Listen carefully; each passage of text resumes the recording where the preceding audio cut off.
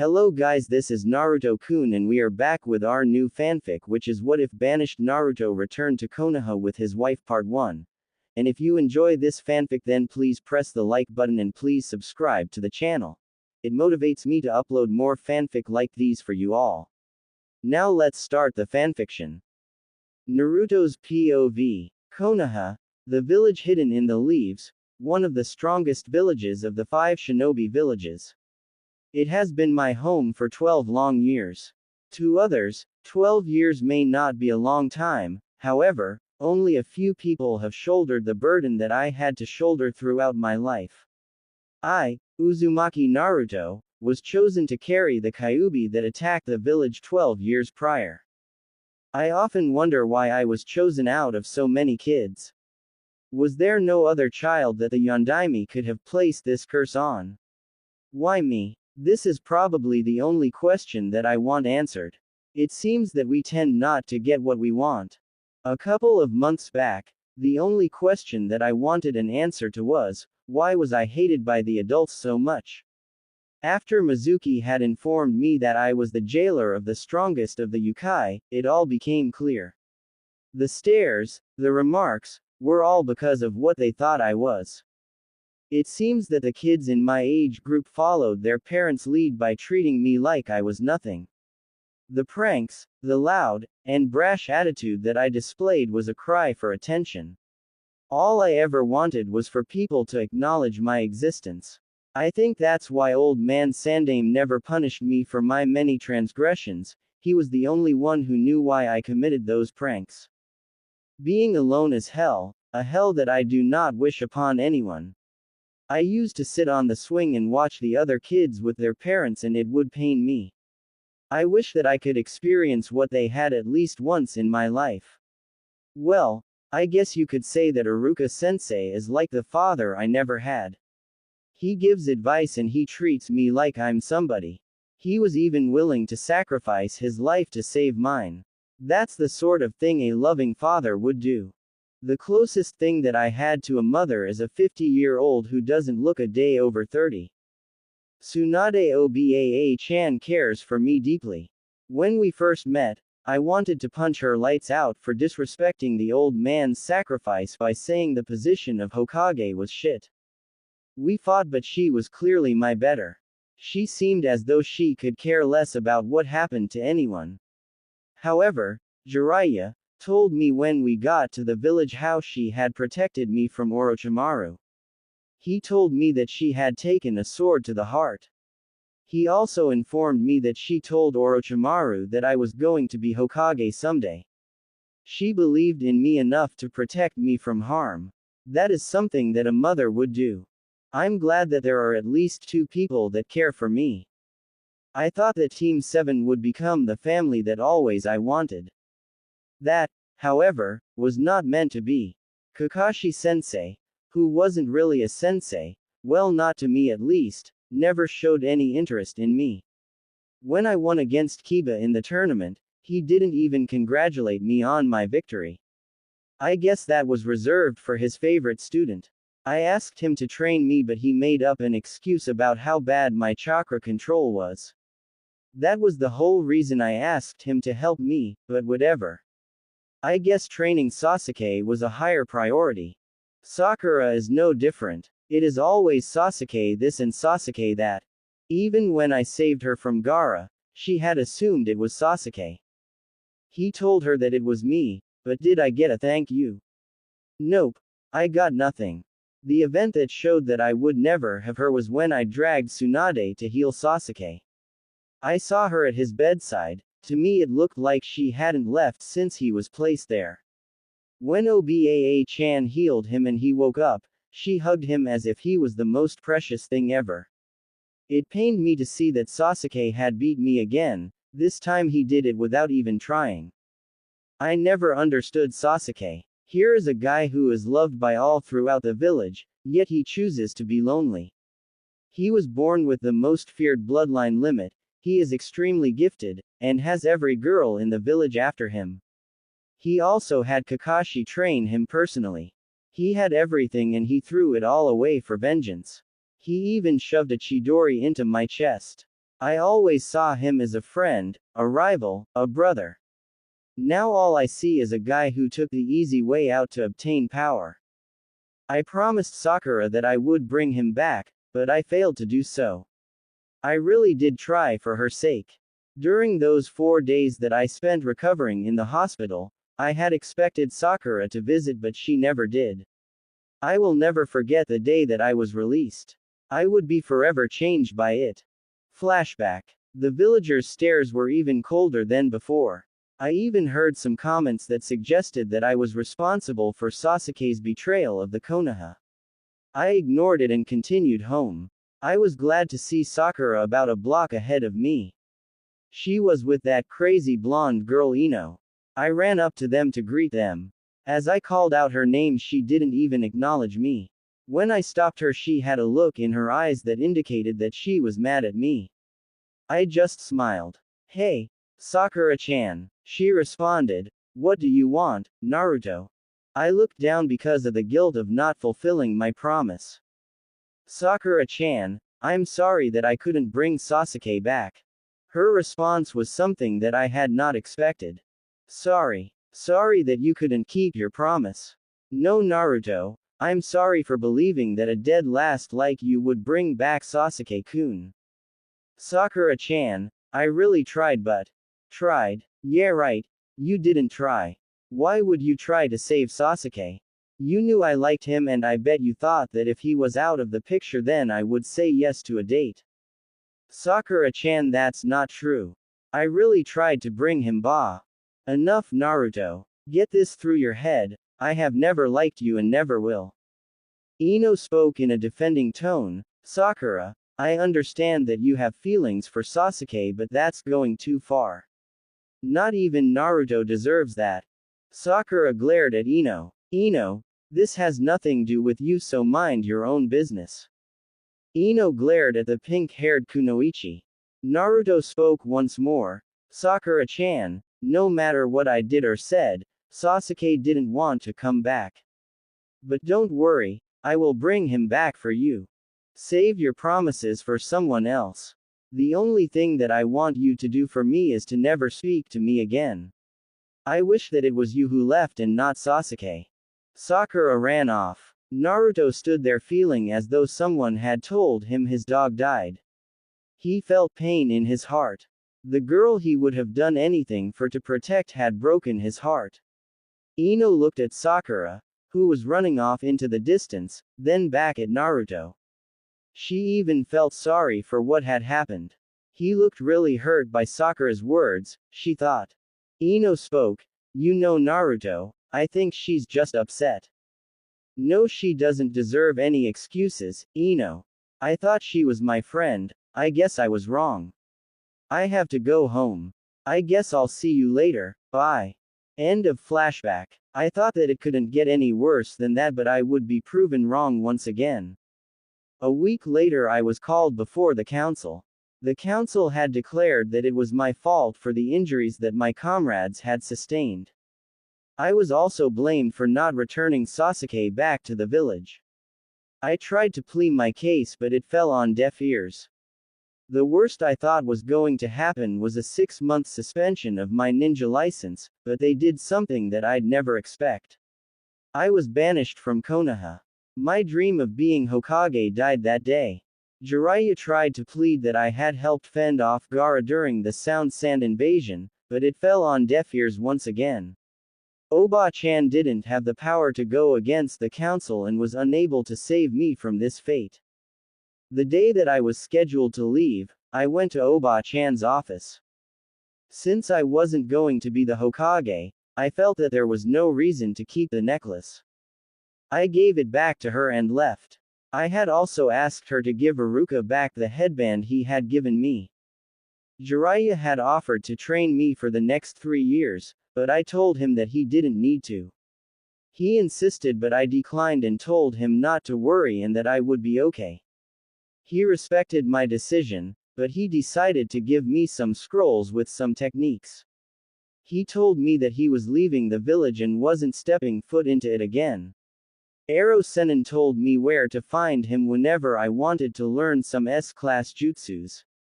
I left 2 days after that meeting. I could see the villagers look at me with smirks on their faces. It was fine, I was giving them what they had wanted for so long, my departure. Konoha was no longer my home. It was time for me to find a new home. I made a vow that I would become the greatest ninja ever. It's been 6 years since I was banished. During that time I met and trained with ninjas from other villages as well as samurais. When I left, I headed to Wave Country to see Tazuna and his family. I only stayed 3 months before I went to Water Country. I ran into a missing nin by the name of Saichi Kato. He was one of the 7 swordsmen of the mist. I followed him around for the next 2 years, learning all that I could from him. During this time we did missions together and became like brothers. After 2 years passed, I had decided it was time to part ways. I was still on a quest for strength, so I needed to continue on my path. My departure from Kato-sensei led me to Sea Country, where I met a samurai clan known as the Minashu clan. I had thought I had already learned all I needed about Kenjutsu, but I was wrong. The samurai took me in and trained me under the heavenly sword. Since I knew how to wield a sword, it only took me a year to master the style. By the time I had finished mastering the style, I considered myself one of the top 10 ninjas in the world. I know that sounds cocky, but I believed it to be true. The next year was spent with Jiraiya, perfecting my taijutsu and ninjutsu and taking on missions after a year of training with the Minashu. I also learned some genjutsu from the scrolls, and from Jiraiya as well. My skills had improved greatly during that time. No longer was I the dead last or the idiot. I am known throughout the ninja world as the Golden Fox. I guess I got that name due to my yellow hair and whisker marks. During this time, Konoha had defeated the Sound Village, killing Orochimaru in the process. The Akatsuki was dealt with a couple of months later. I like to say I had a big part in that. After all, I did kill 3 members. I softened them up for Konoha and Suna. Sasuke finally got his revenge and killed his brother. I heard that the village accepted him back after his betrayal. My sources have informed me that all he got was a year of probation. He is now currently a Junin and an Anbu squad captain. 2 years after the fall of the Sound and Akatsuki, Cloud declared war on the Leaf for unknown reasons. The war doesn't concern me. I live in Sun Country now with my fiancée and her mother. I met Yumi when I was 17. I remember the day we met. I saved her from some thugs who tried to rob her and possibly force themselves on her. When I looked at her, I was mesmerized by her long brown hair, her green eyes and her shapely body. After I saved her life, she insisted that I have dinner with her and her mother, so I did. Her mother, Mai, who looked like an older version of Yumi, accepted me with open arms. From that day Yumi and I were always together. Peaceful as things were, I knew it wouldn't last for long. It never does. Outside of the greenhouse made of wood, with a farm in the back, sitting in a chair on the porch, with Yumi cuddled up to me, I noticed the presence of 5 people. Judging by the way they moved, it had to be ninja. I didn't alert Yumi to their presence, I didn't want her to get scared. Within a matter of seconds, 5 shurikens flew at me and Yumi. I used the Kawarimi no Jutsu. I was behind the ninja holding a kunai at the throat, but I found that I couldn't move. It was the cage main.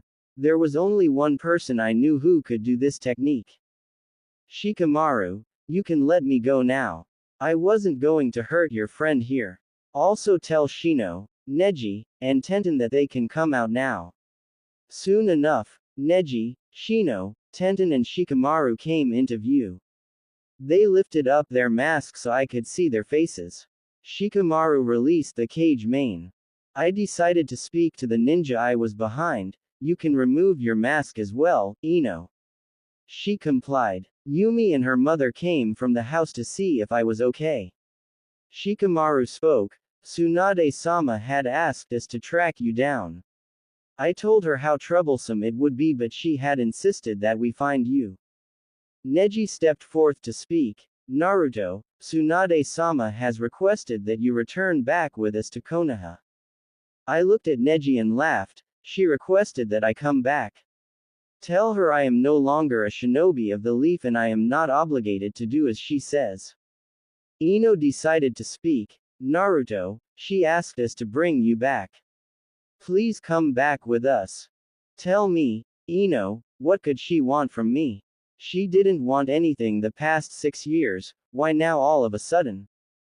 Shino spoke in his usual tone. Uzumaki Naruto, God-Sama wishes for you to assist us in this war with the cloud. I walked past the ninjas from Konoha and headed to the doorway towards my fiancé who was looking worried. I stopped and spoke. Instead of trying to get me to fight Konoha's battles, you should be preparing for attacks from Cloud Nin. Tell Oba-chan that I said good luck defeating the cloud. Naruto, how could you turn your back on your home? It's your duty to protect the Konoha. Tenten said desperately. It's not my home, it never was. That place was hell to me. I was hated by every villager in that village. I was also banished by the council.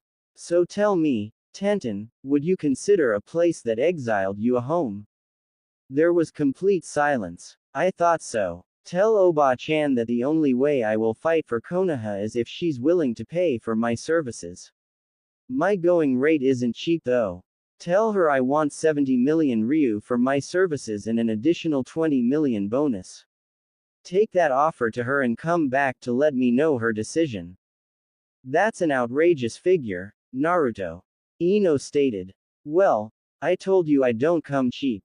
I'm sure the cloud will have no problem paying the bill. Shikamaru sighed. If that's all you request, then pack your things, Naruto. We want to get back to Konoha ASAP. Ino spoke. Shikamaru, you can't be serious. That is too much money for. Neji interrupted. Well, Tsunade-sama did say no matter what it took. Do you actually think that's what she meant, Neji? Asked Tenten incredulously. Our mission states that we bring Uzumaki Naruto back with us to Konoha. After that, it is no longer our responsibility. Shino stated. Shikamaru looked at Naruto. So are you coming or what? Naruto fixed his gaze on Shikamaru. On one more condition. What is it now that you demand? Ino spat out. Naruto turned to the door, where his fiancé and his mother-in-law-to-be were standing. They come with me. When word gets out that I'm fighting on Konoha's side, the cloud will send nins to use them as bait against me. At least in the leaf, I know that they will be safe. Shikamaru thought to himself, what a troublesome guy. After closing his eyes, then reopening them, he spoke, fine. As long as you're coming I could care less about who you bring with you. Naruto gave the group a large grin, then it's settled. We depart in 2 hours. He walked towards Yumi. She had a sad look in her eyes. Truth be told, Yumi didn't want Naruto to be a ninja anymore for fear of losing him. Even so, she knew he was a ninja through and through and she respected it. He placed his hand gently on her face, pulling it up so his eyes could meet hers. Don't worry. Nothing will happen to me, that I can promise. Come on, we have to pack our stuff so we can get out of here. With that said, they broke free from each other's embrace and headed into the house. Yumi's mother invited the other ninjas into the house. After 2 hours had passed, everyone was now ready to head out. Naruto was dressed in a black, short-sleeved shirt with black sweatpants to match. He wore bandages around his shin the way Kakashi did. He also had on black ninja sandals. His sword was placed on his back. The sword was eloquent. One couldn't see the blade, but judging by the black and gold handle, and the black case with a golden fox carved on it, it was safe to say that the sword could cut through almost anything. He got the sword from Minato Ryaho, the head of the samurai clan who had taught him personally. Yumi was wearing a brown long-sleeved shirt and beige pants. Her sandals matched the color of her shirt. Mai had on a long blue long-sleeved shirt, black pants, and black sandals much like Naruto's. Naruto put Yumi on his back, while Neji carried Yumi's mother. The other three carried the small book bags that the three residents of Sun Country had packed. In a matter of seconds, they took to the trees. It would take an hour to reach the docks, where a ship was waiting to escort them to Konoha, where it would take about 2 hours to arrive there. 3 hours later in Konoha. In the Hokage Tower, behind the desk of the Hokage office sat a 56-year-old blonde woman, who could pass for 20, doing paperwork. With a war going on and missions to complete, she was exhausted. She was trying to find ways to end this war. She tried presenting a treaty to Raikage, but the young prick didn't want a treaty. For the last 8 months the war went on with no side gaining an upper ground. She honestly didn't know what the war was for, but she believed that the young Raikage just wanted to prove his country was stronger than the Leaf. She felt that there were better ways to go about doing this, but it was his village after all. She ran hers and that was all that mattered. Sitting with her right arm holding up her head, Tsunade looked at the door when her assistant came in. Tsunade-sama, Shikamaru's team has returned with Naruto. They're in the waiting room, Shizune stated. Shizune, send them in. Shikamaru and the rest of his team entered with Naruto and 2 people she didn't recognize. When she saw Naruto, she was trying to hold back her tears. She kept them from falling and she began to speak. Naruto, I'm glad that you could make it. I thought that you were going to turn down my request, she said, with happiness in her voice. I did turn down your request. The only reason I'm here is because you're paying for my services, he responded. One of her eyebrows slightly elevated, paying for your services. So you're not doing this to help the Leaf? She questioned. Naruto gave her a smirk. Tsunade, do you really think that I would fight for this village after what they did to me? No, I'm not here to protect your village. I'm here because of the 90 million ryu I'm being paid for my services. She felt a pain in her heart when he said her name instead of Oba-chan. She knew then that their relationship had changed. She blamed herself for that. She got mad at the fact that he was fighting only for money. She responded in angry tone, so, you only fight for money now? Whatever happened to the kid that fought to protect his precious people? Did you forget about that or what? He smiled at her then placed his arms around Yumi. I do fight for my precious people. That never has and never will change. However, there is no one here in Konoha that is precious to me, so there is no reason whatsoever to fight for anyone here. If you're not willing to pay for my services, then I will leave and return to my life. So what's it going to be? Tsunade sighed. Very well then. Before we can pay for your services, you must be brought before the council so they can approve of it. Neji, would you escort Naruto's guest to the hotel? Naruto, follow me. Naruto kissed his girl. I'll see you as soon as I'm done, okay? Yumi nodded her head in agreement. Exiting the office, Mai and Yumi followed behind Neji while Naruto and Tsunade headed to the council room. Tsunade started a conversation with the man who was an inch or two shorter than Jiraiya. So, tell me Naruto, who were those 2 back there? My fiancé and her mother. Judging by the tone in his voice she could clearly see that he didn't really want to talk. She still decided to get some answers about the girl and what he did during the last 6 years. She knew he was strong. Just mentioning his name in the rock, rain, mist, and grass caused panic. The man who stood walking next to her was arguably the most feared ninja in the world. She spoke once more. Naruto, how did you guys meet? Naruto, who never even looked at her. I'm touched that you want to know about my life, but I really don't feel the need to tell you. She hadn't expected Naruto to be this cold. She knew that there was a chance that he would despise her and this village for what transpired 6 years ago, but she was hoping he didn't. Deep inside, she was hoping that he would be happy to return, but she knew that it would only be in her fantasy. After a minute of walking, They finally reached the council room in the Hokage Tower. Inside the big room was a long square table that sat 14. The room was like a cave in the sense that the light only illuminated it enough for one to see everything in their surroundings. On the walls were pictures. Naruto recognized that some were the Hokages of the past. Tsunade motioned for him to sit. She walked to the other end of the room and took her seat, which faced Naruto's. There were 12 other members seated. The order was as followed. On Naruto's left, Yamanaka Inochi was seated at the first seat, Nara Shikaku was seated at the second seat, Akamichi Chuzuo the third seat, Aburame Shibi was seated in the fourth seat, and Jin Wei was seated in the fifth seat. On Naruto's right, Inuzuka Tsume was seated in the first seat, Hyuga Hiyashi was seated in the second seat, Hawato Tasuki was seated in the third seat, Kirai Koi was seated in the fourth seat, and Kataki Waga was seated in the fifth seat.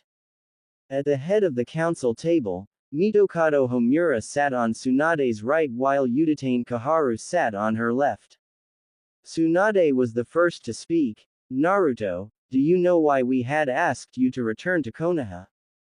Naruto folded his arms and looked away. I'm here because the shinobi of the leaf are weak and you need me to save their asses.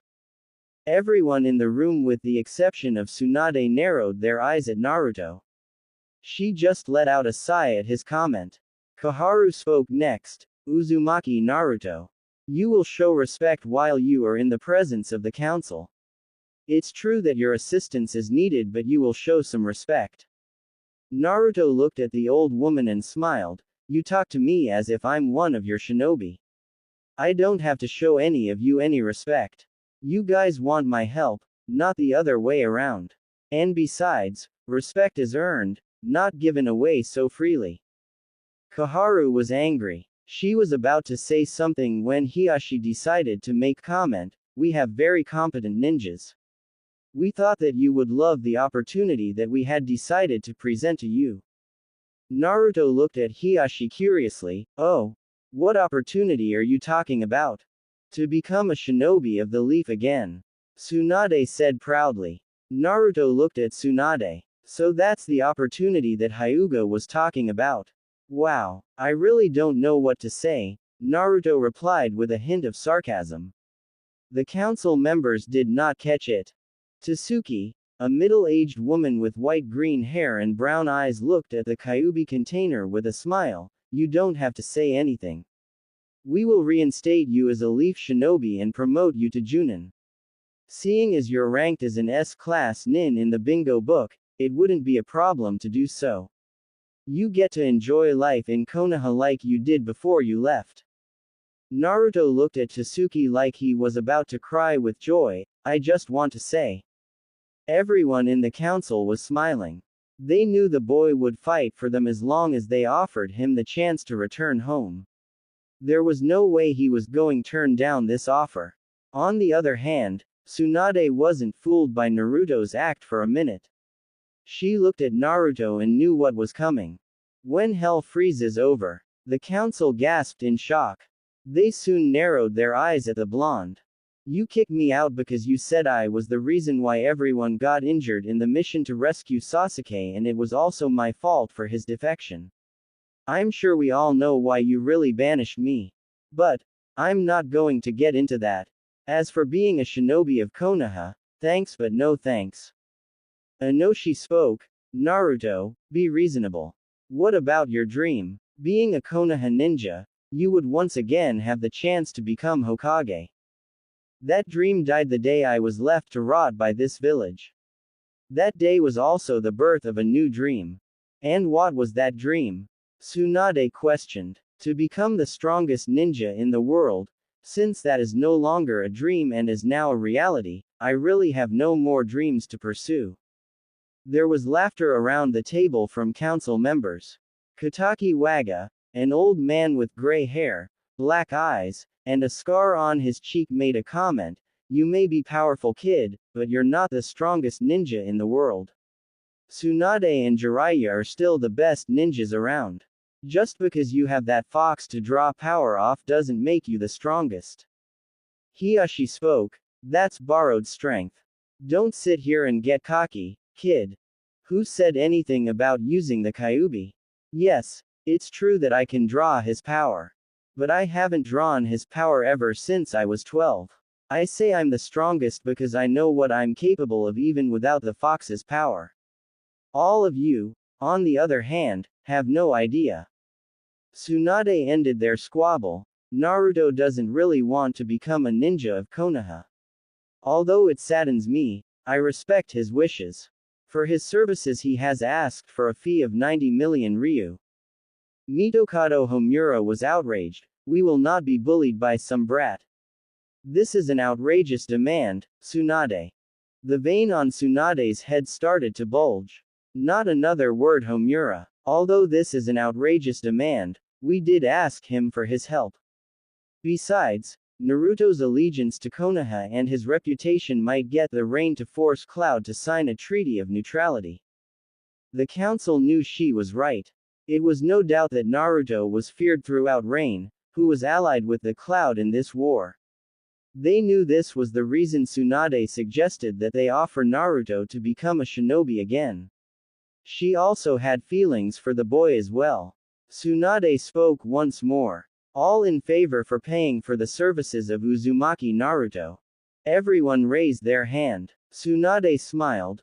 Well, Naruto, we held up our end, so it's time you hold up yours.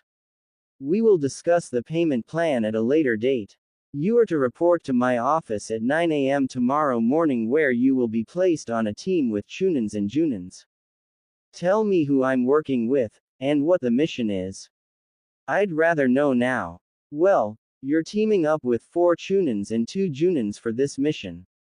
Tsunade replied. I asked who they were, not their ranks. For the sake of the mission, I need to know who they are and their capabilities. Tsunade leaned back in her chair, then spoke. Very well. The members of your team will be Sarutobi Konohamaru, Udon, Hyuga Hanabi, Hyuga Hinata, Haruno Sakura, and Uchiha Sasuke, acting as squad leader. Naruto stroked his chin. Why are there 2 Hyugas? Honestly, I think 1 Hyuga is enough. Hinata, in my opinion, should be adequate for this mission. The other Hyuga isn't really needed. Hiyashi's anger was visible to everyone in the council. They all knew how highly he thought of Hanabi, and for Naruto to say that he preferred Hinata over Hanabi was crazy. Hiyashi spoke. Hanabi is the best the Hyuga has to offer. If anything, Hinata is the one not needed on this mission.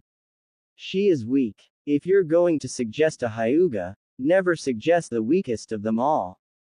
Naruto shook his head in agreement. You're right. Hiyashi smiled at the boy. Naruto returned the smile, then spoke again. Since Neji is clearly the strongest Hyuga, why not have him replace them both? Shikaku actually smiled at Naruto's comment. He knew Naruto was getting under the skin of Hiyashi. He also was glad that he had knocked him down a peg by stating that Neji, a member of the branch house, was stronger than the heir of the main house.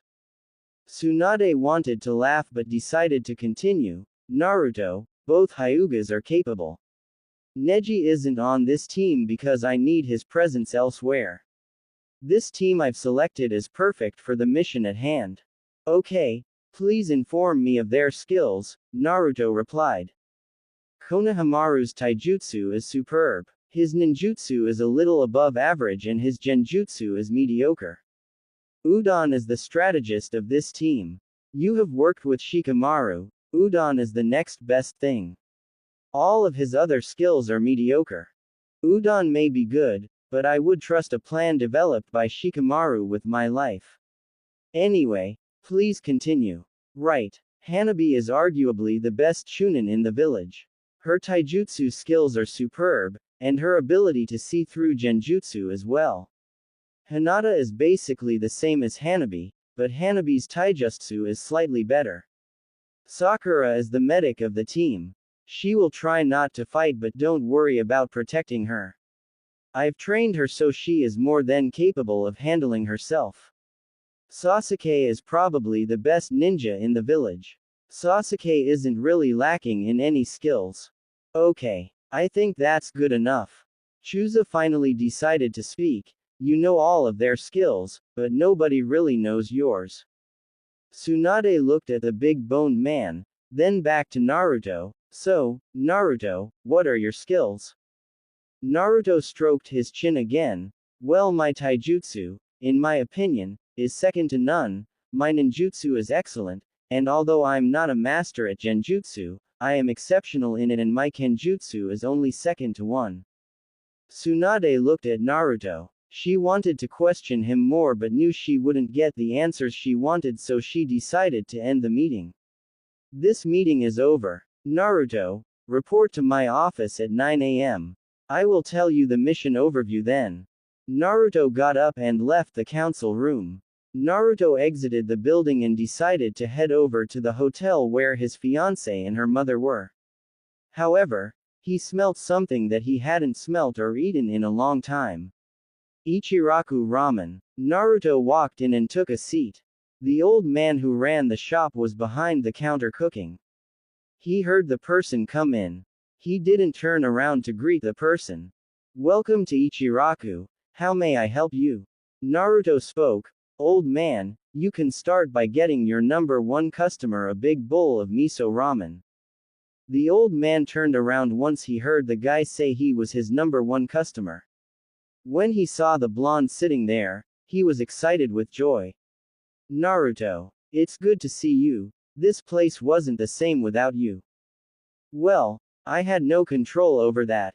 But I'm here now and I haven't had a good bowl of ramen in 6 years.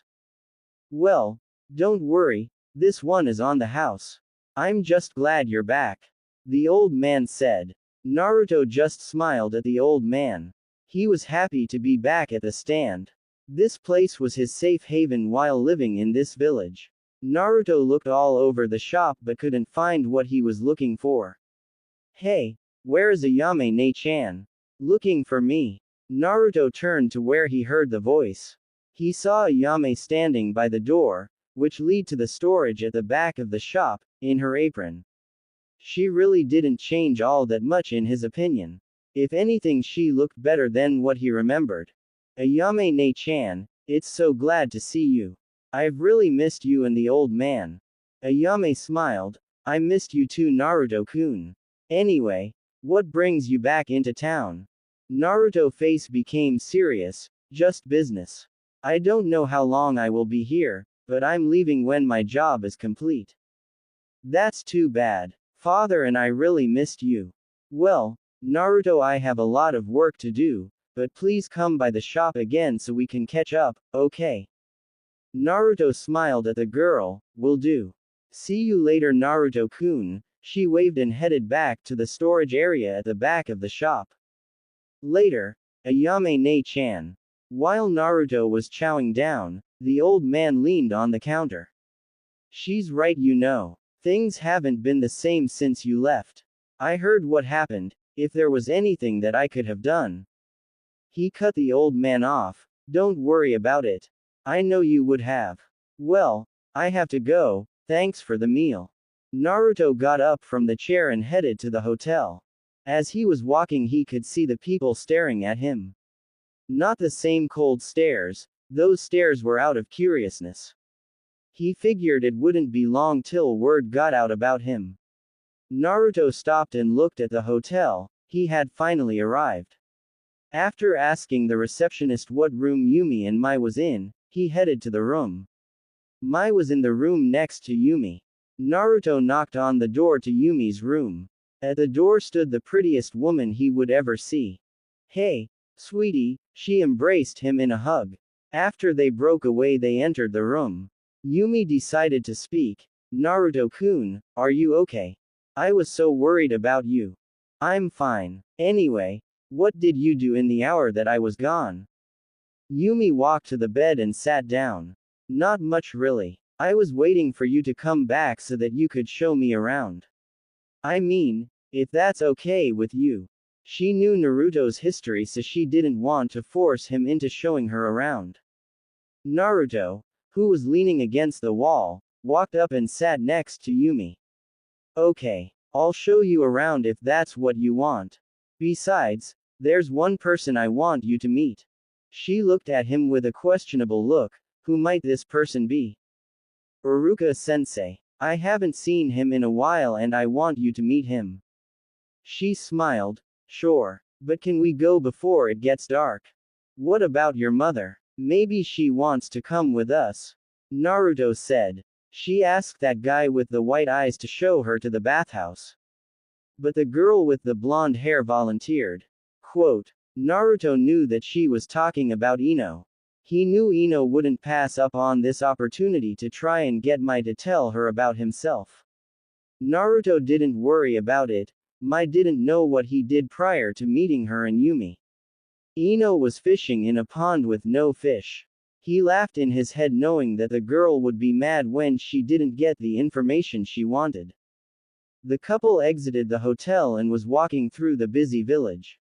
Naruto grabbed Yumi's hand while they walked down the street. Naruto felt he was being watched. Judging by the stealth of the person, he knew that it was his old Junin instructor. He stopped. Yumi got curious then looked at Naruto. Naruto-kun, why did we stop? Is something wrong? Naruto looked down at the woman who was a head shorter than him. No, nothing's wrong. We're just being followed. But don't worry, we're not in any danger. With that said, Naruto turned to face straight ahead. Kakashi, Asuma, Kurenai, and Guy, you can all come out now. Asuma appeared directly in front of Naruto, Guy appeared on Yumi's left, Kurenai on Naruto's right, and Kakashi was lying in the tree pretending to read his book. Yo, Naruto, Kakashi folded his book and appeared next to Asuma. What do you want, Hatake? Kakashi had expected that from Naruto. Kurenai was looking in awe at how much Naruto had grown. She thought that if he was a couple of years older and she wasn't seeing Asuma, she would consider dating him. Guy spoke in his usual manner. Naruto, it's so good to see you again. Are you enjoying your spring tea of youth? It's good to have you as a leaf ninja again. Naruto looked at Guy with a serious look. I'm not a leaf shinobi. Asuma responded in shock. What? I thought that they reinstated you. Naruto turned to Asuma. They wanted to reinstate me but I declined. Why would you do that, Naruto? Kurenai asked. Do you actually think that I would want to be a shinobi of this village after what had happened 6 years ago? I'm not fighting for this village out of love or loyalty. I'm only here to fulfill my end of a deal. Kakashi spoke. So, what is the deal that has brought you back here? I'm being paid 90 million ryu for my services. After the job is done, I'm leaving this place, he said in disgust. Kurenai was shocked that he was being paid that much, but more shocked that the council had approved. Naruto was getting annoyed, to say the very least. Kakashi, if you don't want anything, please leave me alone.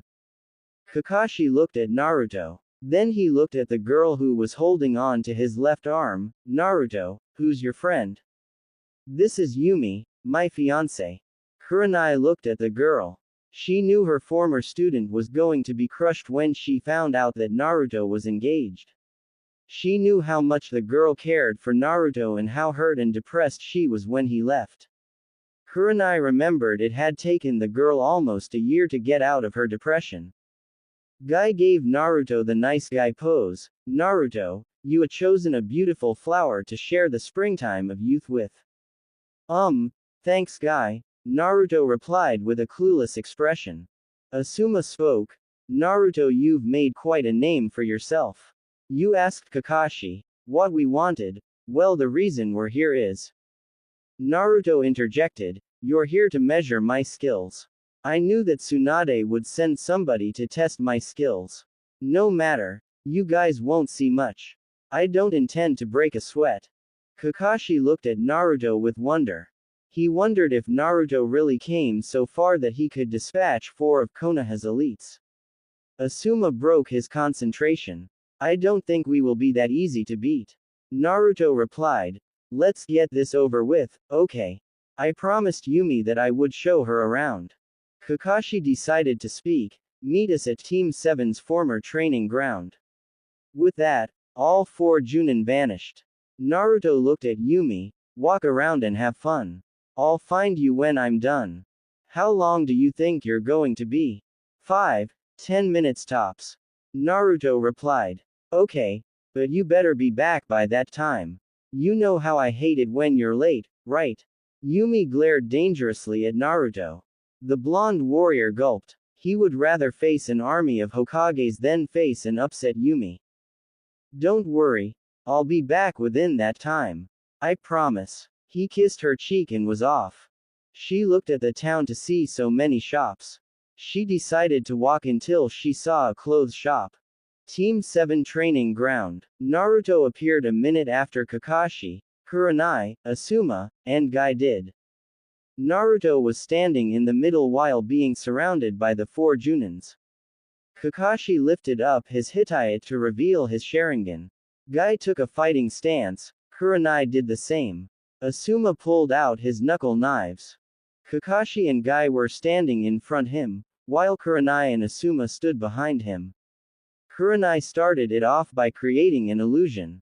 Naruto was impressed to say the least. Everyone disappeared from view. All he saw was a barren wasteland devoid of everything. He knew his eyes were deceiving him, so he pulled a black cloth out of his pocket and covered his eyes. Kurenai took to the trees after her jutsu took effect. She was watching and wondering why he did that. She then realized he was blocking his vision. She didn't believe he could beat the illusion by doing this. She knew better than anyone that the illusion also messes with your hearing and sense of smell as well. The only people that could defeat this genjutsu were Uchihas, Hyugas, and people who were masters of genjutsus. Naruto was impressed, but he knew that this was no ordinary genjutsu. He knew that everything that he smelled and heard were distractions from his real targets. But as good of a genjutsu this was, Naruto knew that this wouldn't work on him. He decided who would be the first one he would take out. Naruto vanished from everyone's sight. Kakashi realized where Naruto went. His eyes went wide. He looked at the tree Kurenai was in. Kurenai, watch out. She turned her head to face the person behind her. Black and gold would be the last thing she would see. Naruto hit her in the back of her neck. He placed his sword back on his back. He then grabbed her and leapt down to the ground where they were still watching. He laid her down in the middle of the field. That genjutsu was one of the strongest I've ever faced. But no genjutsu will be effective against me. I may not be that good at performing them, but I mastered a way to counter all of them. Since the nuisance is out of the way, let us continue. Naruto took off the blindfold. Asuma was shocked that Naruto had broken Kurenai's strongest genjutsu. How the hell did you break it?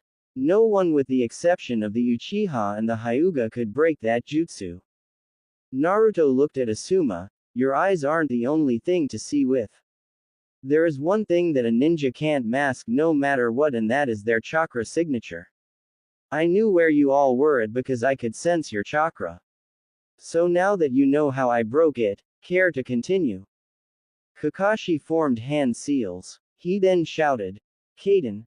Hausenka no Jutsu. Naruto flipped out of the way of the fireballs that were heading his way.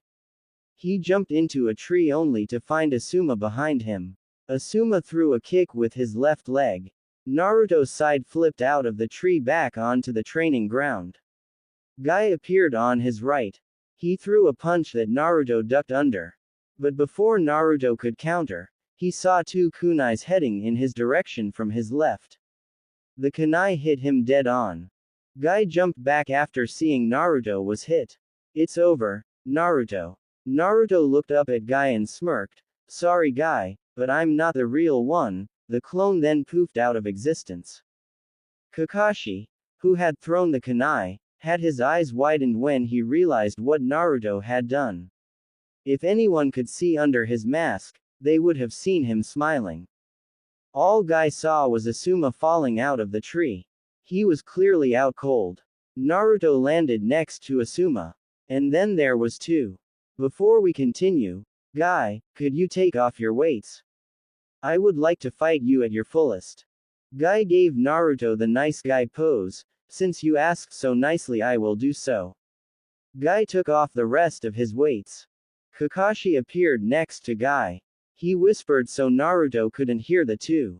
Listen, Guy, he's better than I expected him to be. Keep your guard up. Guy shook his head. He dashed off to face Naruto. Guy threw a kick with his right foot. Naruto blocked. Guy was moving so fast that Naruto found himself on the defensive. He knew Guy was fast, but this was incredible. Naruto blocked a punch, but he wasn't so lucky with the next punch. Naruto, my taijutsu is superior to yours.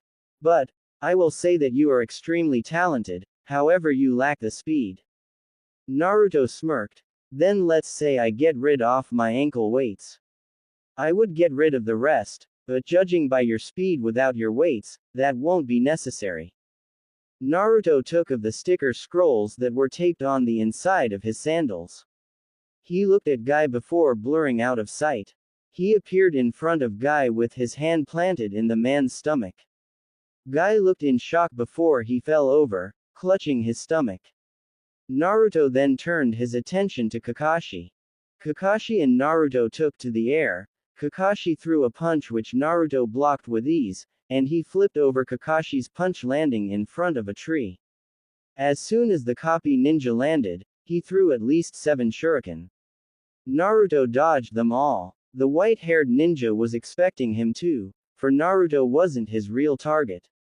Naruto realized his mistake, but the wires wrapped around him, pinning him to the tree. Kakashi walked up to Naruto. You did well, but you failed to look underneath the underneath. Naruto just looked at Kakashi. No, I did. But maybe you should. Naruto turned into a log of wood. A pair of hands broke through the ground and grabbed his feet. Before he could move, he felt the blade of a sword pressed against his throat. This is over, Kakashi. You all lose. If this was a real mission, you would all be dead. Kakashi was shocked to say the least. When did you make a clone? When I saw you throwing the shuriken, I used Kawarimi, then I made a clone to grab you from underground. That was all the time I needed to get behind you. Naruto placed the sword back in its holster. Kakashi turned around to face him. You've gotten better. I heard the rumors and assumed you were good, but I didn't expect you to be this good. Well, I've been training my ass off since I left here. Anyway, as fun as it was to beat all of you guys in a. Naruto looked at his wristwatch. 7 minutes span, I really have to get back to Yumi. Later. With that, Naruto disappeared. On a tree nearby, Tsunade watched the whole thing in awe. She had just witnessed Naruto dispatch 4 of Konoha's elite Junins without even breaking a sweat. She spoke out loud to no one in particular. How did he get so strong? He has trained himself beyond human limits. She looked over to her right to see a man she hadn't seen in approximately 6 years. The only word that she could utter was, Jiraiya. Tsunade looked over the man that was once her teammate. To her, not much had changed about him. He still wore the exact same outfit that he wore before he left the village, vowing to not return again. She wondered if he still sees her as a friend or as traitor of some sorts. After all, wasn't this how Naruto saw her? Jiraiya decided to break the silence. It's been a while, Tsunade. Yes, it most certainly has. What brings you back? She asked. Jiraiya, who was leaning against a tree, broke eye contact with the woman before him to look off into space. Well, I haven't seen my student in 6 months. I decided it would be nice to see him. She had a sad look on her face. Oh, is that the only reason? He decided to meet her eyes again. No. The slug princess was now curious. Then, what is your other reason? My other reason is to be able to tell you not to do it. She had an idea of what he was getting at. Jiraiya, probably more so than anyone else, knew how she felt about Naruto. Tsunade knew, deep down, why Jiraiya told her not to do it, but she decided to question it anyway. Why shouldn't I do it, huh? Give me one good reason. His eyes visibly showed his anger. Give you a reason. I can give you a whole list of reasons, but I won't. But I will give you a reason that should be good enough. For the first time in his life, he is happy. Don't try to ruin his happiness, please. Tsunade looked at her feet. Jiraiya, he belongs home in this village. I have to try and make him see that. I just wish. The toad hermit stopped her before she could finish. You just wish that you can correct your mistake. Unlike Dan and Nawaki, where you didn't have control over the situations, Tsunade tensed up the mention of her lover and brother, you had full control over the situation with Naruto. Tsunade knew everything Jiraiya had said was right. She could have forced the council to give in, but instead, she had agreed to banish Naruto. She never had any intention on making his banishment permanent. She was going to have him return in a couple of years and tell everyone of his heritage. She believed that this would make people accept him more. A tear fell down her cheek. I did what I felt was best for Naruto and the village at the time. Naruto needed to get away, and I believed that in time the villagers would get over what they believed Naruto to be. I sent some of his friends to search for him after 3 years had passed. They never were able to find him because he covered up his tracks so well. I planned on telling the village of his heritage when he returned. She turned to Jiraiya with tears falling down her face freely. Jiraiya, please understand that I never wanted to hurt him. I love him as if he was my own son. He is the only reason why I have remained Hokage. My goal is to free this village of its hate.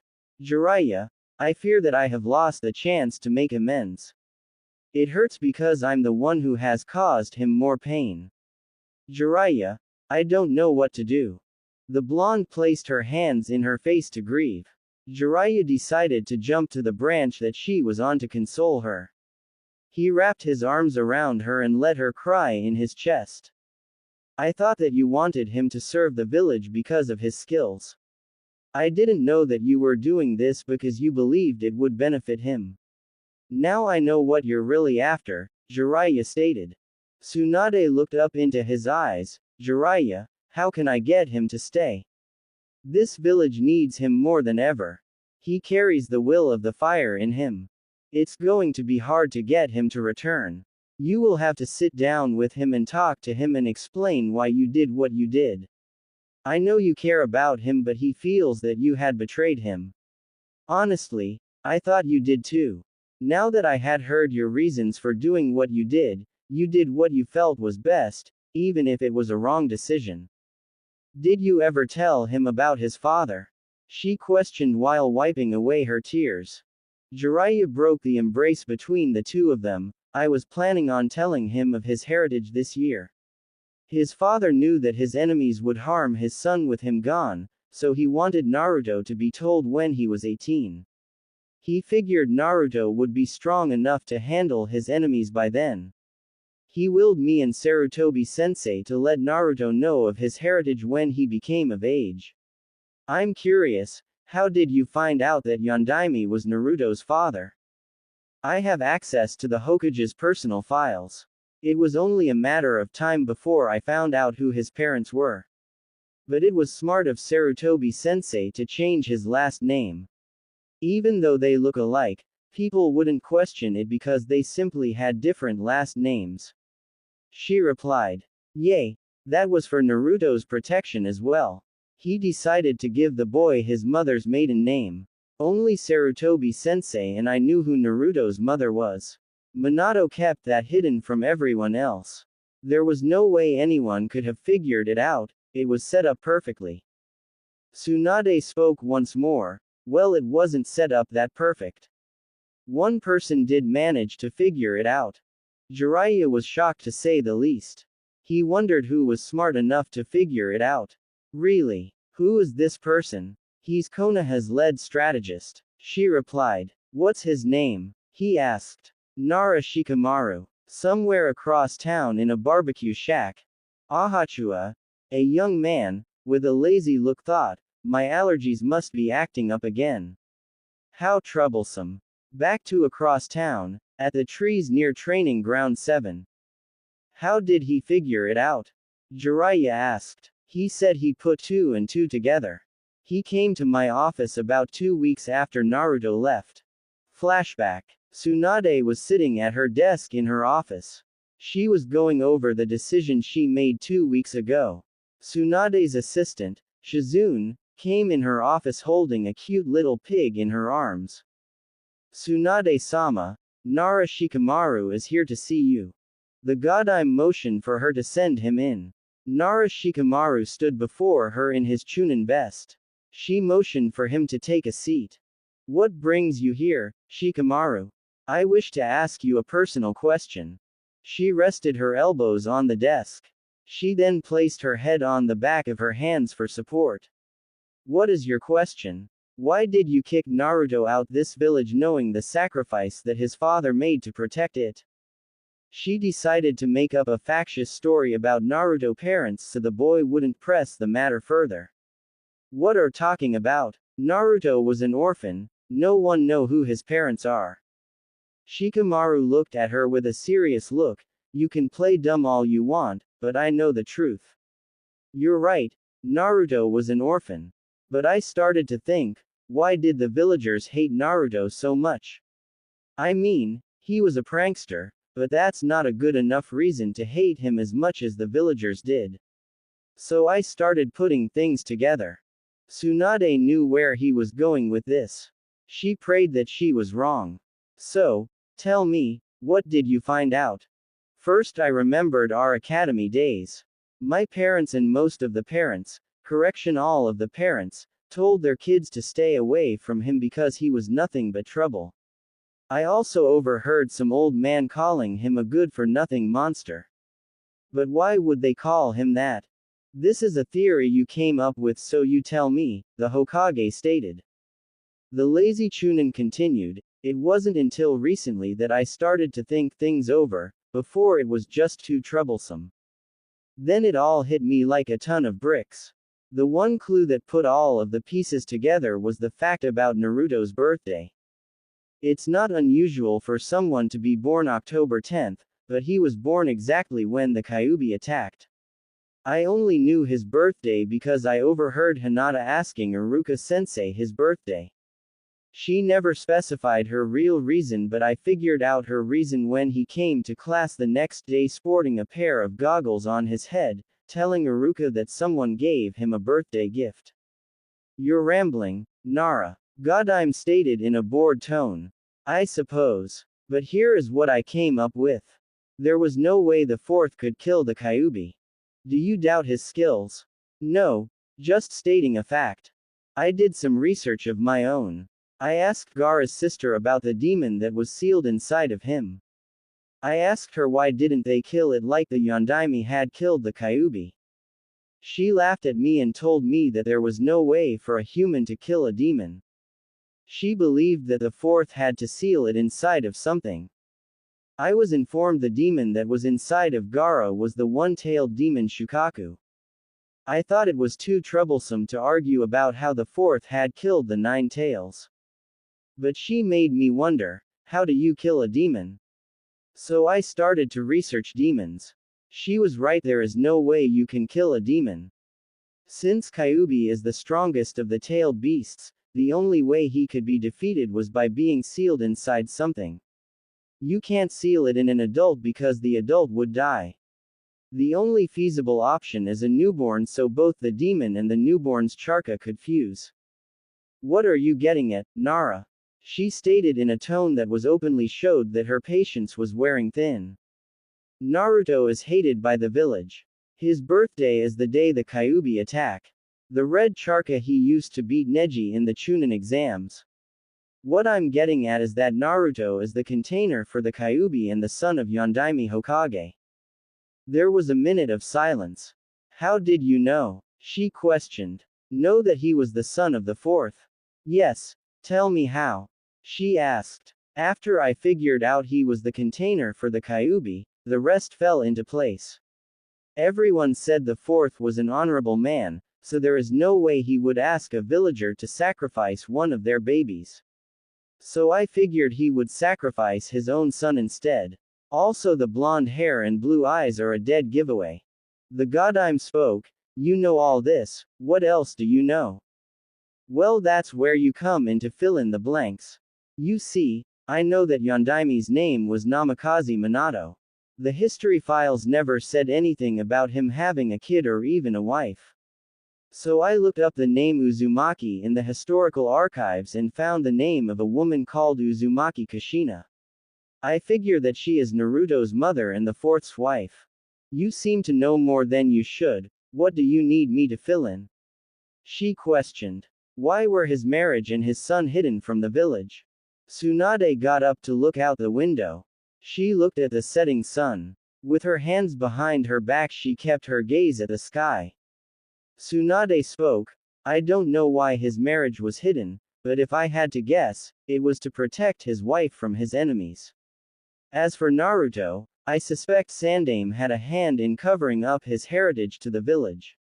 I believe he did this for the same reason that the Yondaime covered up his marriage. It makes sense. Yondaime did have many enemies because of the Iwa-Konoha War. What better way to get payback on a man than to go after his family? The lazy Chunin replied. She turned to Shikamaru. You seem to know everything I know. As for me banishing Naruto, it was for his own good as well as the village. This village hates him, so I sent him away in hopes he would get stronger. I know Jiraiya is keeping tabs on him, so I don't have to worry about his safety. When the time is right, I plan to send for him to tell him and the village everything. Well, if that is all, then you are dismissed. Shikamaru got up out of the chair and left the office. End of flashback. So you do know me as well as I thought. The perverted hermit responded. I knew you wouldn't leave him to die. Tsunade stated. Well, I did keep tabs on him, but I wasn't with him. Let's just say that I influenced his training more than he knows. How so? She questioned. Jiraiya responded. Well, I followed him to Water Country. There I met up with an old friend by the name of Saichi Kato. Her eyes widened. One of the 7 swordsmen of the mist. Last I heard, he was a ruthless Nin.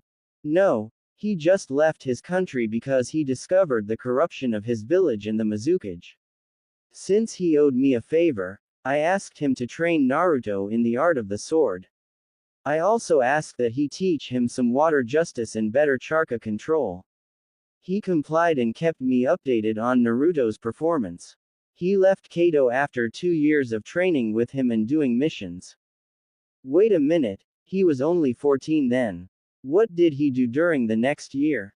She asked. Well, he went to Sea Country. I got word that that was where he was heading, so I asked a dear friend of mine by the name Raiho to finish up his sword training. The perverted hermit replied. Impossible. There is no way that a samurai, and the best one in the world at that, would train a ninja in his art, stated the Godime bluntly. Well, he was returning a favor, not to me anyways. You see, Minato had introduced him to his wife, so I suggested it was only right that he return the favor by training Minato's only son. I also informed him to keep Naruto's heritage a secret. We set it up so that he challenged Naruto to a sword fight. He won, of course, and offered to train Naruto. Because of his previous sword training under Kato, it only took him a year to master the style. So he wasn't kidding when he said that his sword skills were only second to one, stated the Slug Princess. Nope. The kid really is a great swordsman. Anyway, the day he left the Minato clan, I was waiting for him outside of the compound. I informed it was time to finish his training. For the next year I worked him into the ground. When he left me, there was no doubt in my mind that he was one of the strongest fighters in the world, he said confidently. I knew you would protect him. I'm just glad it was long enough for us to defeat Akatsuki and the Sound. If they would have got him, I don't know what I would have done. Jiraiya spoke once more. Well, he was the reason you guys beat Akatsuki in the first place. Her curiosity forced her to ask, how do you figure so? Well, he did take out 3 of 4 of their key members. He took out Kazuya Ang, Iwa's Gemstone, by Hoshu of the Rain, and the leader Suchotasuku, the Clouds, red lighting, he stated. Jiraiya, out of the top 5 S-class criminals in the bingo book, you just named 3. Those fighters would be hard for even us to beat. The Slug Princess stated. The only ones who could give us a run for our money is, Red Lighting, Orochimaru, and Itachi. He replied. Well, since all of them are dead, the only ones who could give us a run for our money now are Sasuke and Naruto. She stated. So he did kill Itachi. You know Orochimaru only went after him because he couldn't defeat Itachi. Jiraiya replied. Yay, that's what I figured. Anyway, those two are probably stronger than us now, told the white-haired man. Jiraiya wondered if Tsunade was going to retire soon. He knew that she always wanted to give her position Naruto, but since he was no longer a member of the village, she wondered who she would select to be the Rokudaime Hokage. Tsunade, have chosen decided who will replace you as Hokage? She simply replied, no. There was an uncomfortable silence. The wind began to pick up, rustling her blonde pigtails and her green robe and his white hair as well his red robe. So are just going leave the position unfilled? She responded, I already told the council that I will not be selecting a successor. So they have decided to select Uchiha Sasuke as the Rokudaime. You already know who I wanted to replace me. Giving her a light-hearted smile, he placed a hand on her shoulder. Yeah, I do. Anyway, let's get out of this tree and head to a local bar. I think we could both use some sake. She smiled at the white-haired man. Sounds like a great plan. Jiraiya and Tsunade jumped out of the trees and headed back to the town. Naruto had just finished his fight with Kakashi and the other Junins. He was now looking for Yumi, but he couldn't find her anywhere. He looked at his watch and knew that his 10 minutes were almost up. Think Naruto, where the hell could she be? In that instant he got it. He ran to the nearest clothing shop in the area. Naruto entered the shop and found Yumi looking at some shirts. He let out a sigh of relief. He decided to slide behind, put his hands over her eyes. Guess who? Yumi smiled, already knowing it was her loving Naruto. I suspect it's my Naruto-kun, but he said that he would be here in 5 minutes. Oh, that's right, you said 10 minutes max. I guess they must have been good if they kept you for more than 5 minutes. Either that or you're not a very good ninja. Naruto took his hand away from her eyes. She turned to face him so she could look him in the eyes when spoke. That was cold, Yumi. But I'll show you how great of a ninja I am. She quirked her eyebrow. How do you intend to do that, Uzumaki-sama? He gave her an evil smile, like this. He started tickling her all over. She was helpless to do anything but giggle.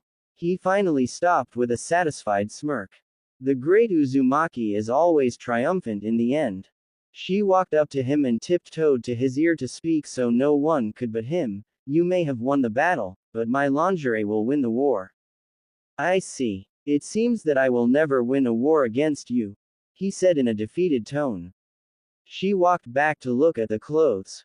She then turned her head slightly to reveal a smile that spread across her face. Nope, not ever. He scratched the back of his head, a habit which had survived with him from his genin days. Well, I guess I can live with that. Are you almost done? I want to go see Iruka-sensei. Actually, I've been done for a while. I was just waiting for you. Yumi replied. Really? Where are the shopping bags? Naruto questioned. I had them delivered to the hotel. There was a little boy in here looking for some clothes, so I asked him if he would take my clothes back to the hotel for me. I paid him for his service, of course. When we return, I'll just pick them up at the front desk. Okay, let's go. Naruto extended his hand for Yumi to grab. They exited the shop and headed to the academy. It was late in the afternoon and class was already out. Naruto knew that Iruka would be grading papers in his class. Naruto and Yumi arrived at the academy. Naruto was taking in his surroundings and reminiscing his childhood. Although he did have a bad childhood, there were some good times. He remembered a time when Choji, Shikamaru, Kiba, and himself had ditched Iruka and ran out of the classroom after he had given them an important lecture. He entered the class but he didn't see Iruka. He saw a bowl of ramen on the side of a desk filled with paper. He guessed Iruka had stepped out for a second, so he decided to look around. He looked at the seats, which were the same. He looked at the seat that him and Choji used to sit in and exchange snacks. He looked up to the seat at the back of the class where him and Shikamaru uses to sleep. He smiled to himself. Those were the good times. Unknowingly to Naruto and Yumi, a man with a hairstyle that resembled a pineapple and a scar lying across his nose entered the room.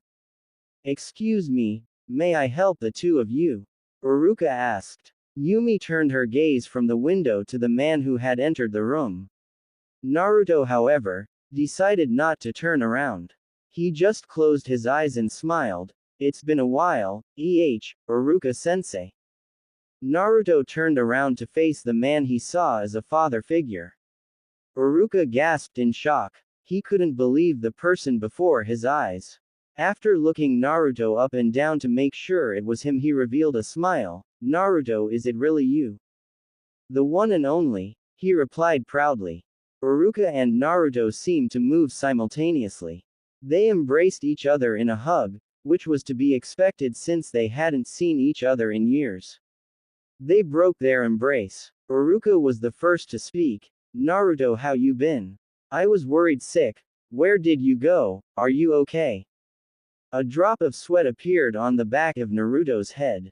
"Slow down." He gathered himself. "I've been good. Did you get the letters that I sent you? Each one that you sent me. I just wish you left an address so I could write back." The academy teacher replied. Iruka looked at Naruto. He realized that there was a lady standing next to him. "Naruto, who is your friend?" "Oh, where are my manners?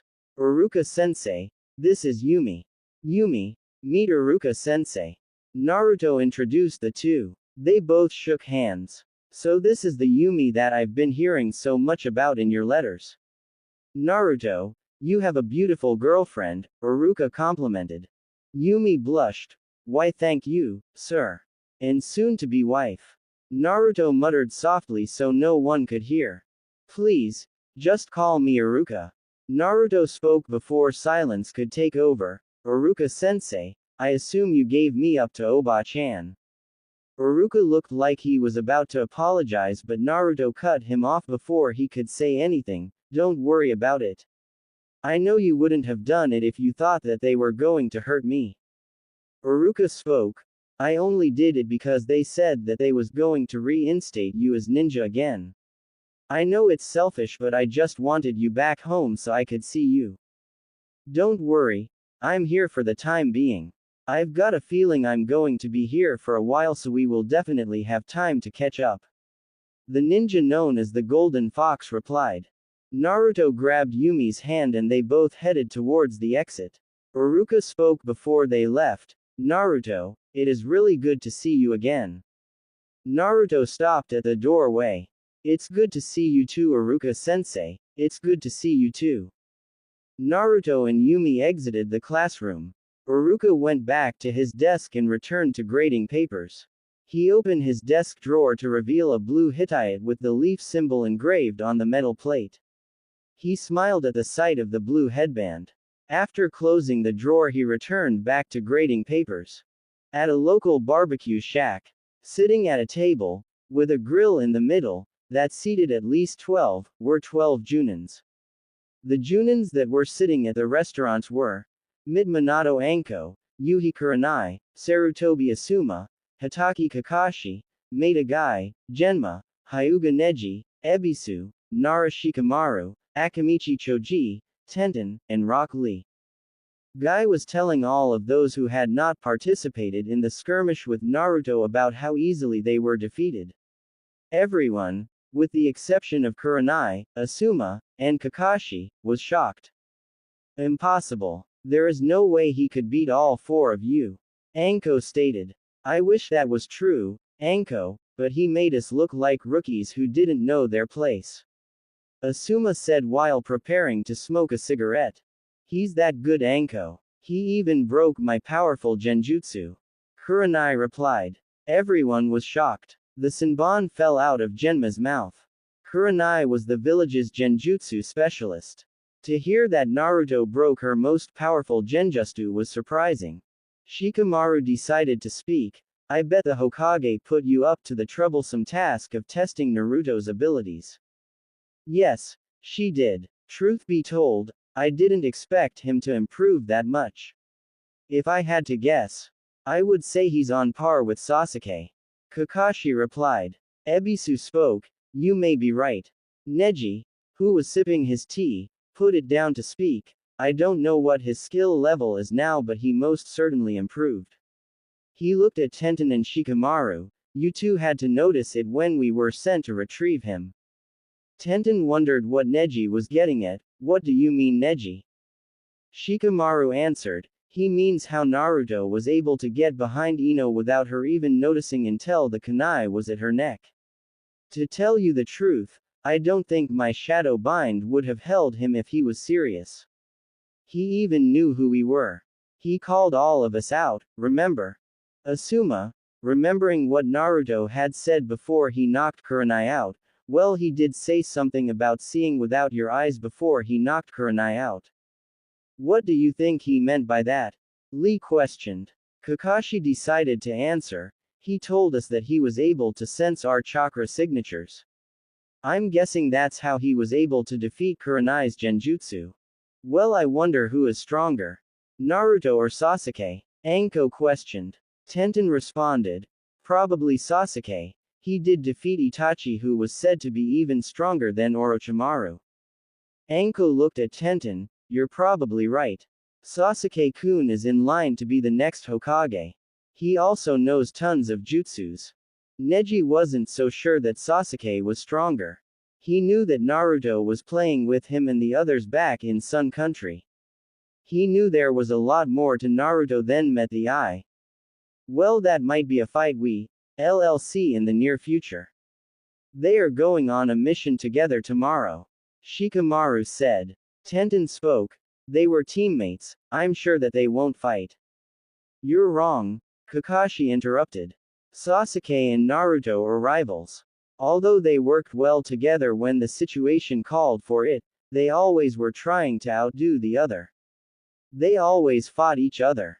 I think Naruto was the reason Sasuke defected in the first place.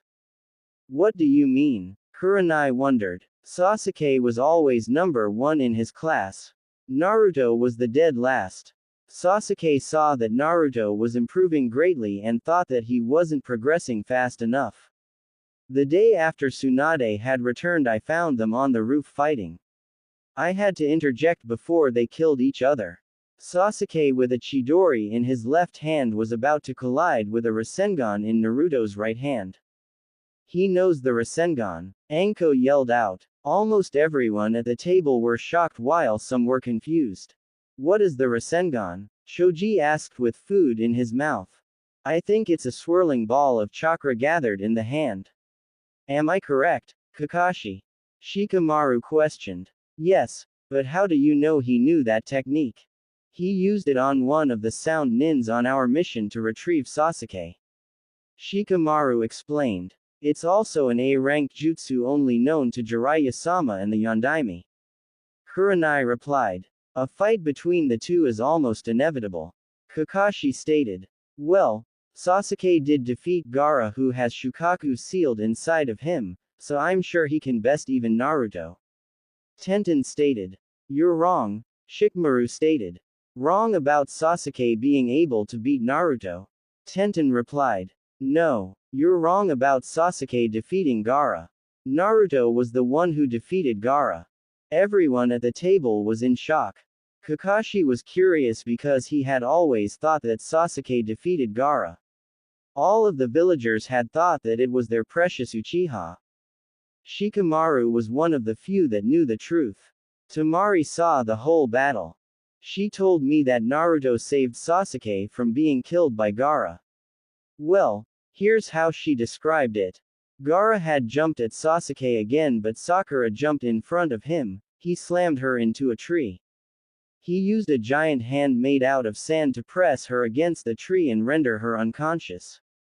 I was also told that Naruto created at least 50 Kage Bunshin. He then proceeded to beat Gaara. When Gaara transformed in his Shukaku state, Naruto summoned a giant toad. Naruto can summon Gambunta as well.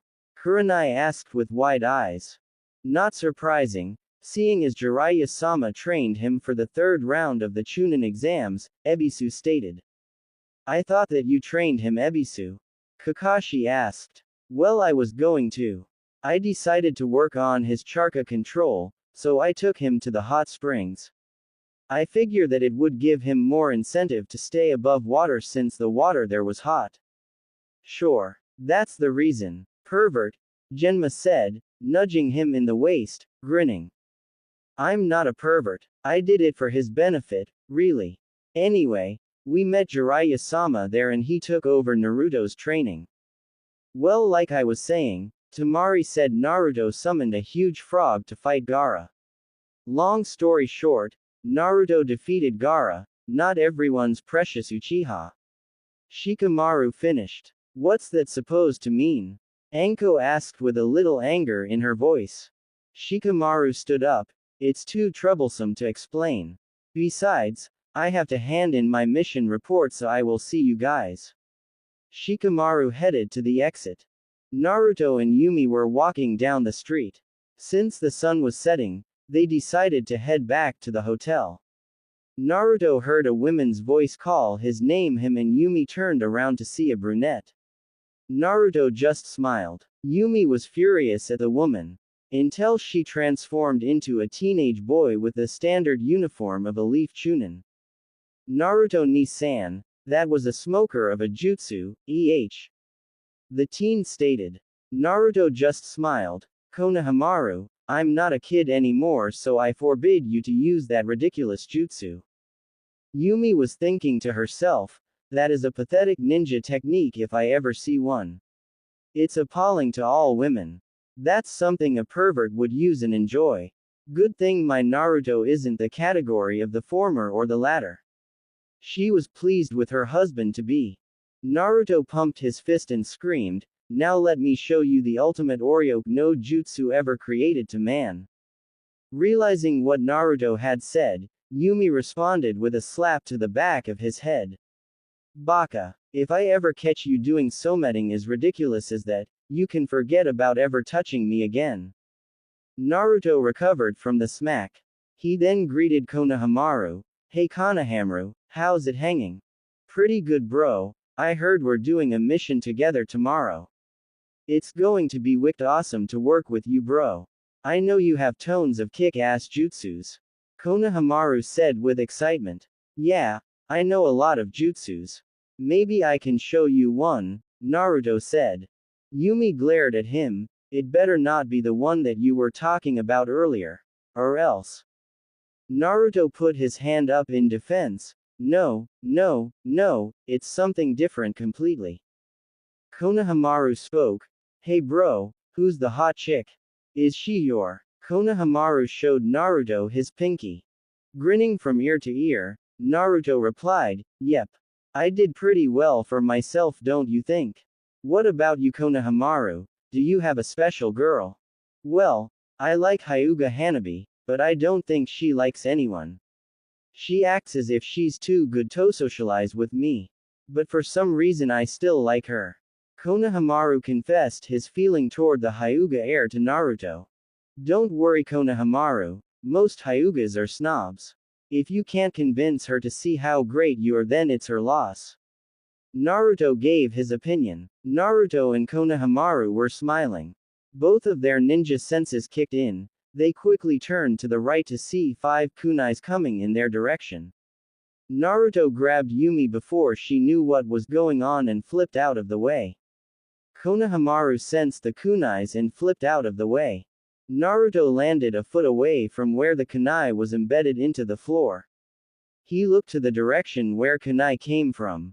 On the roof stood a man with a Junin vest, black sweats with the shins bandaged and a black long-sleeved shirt.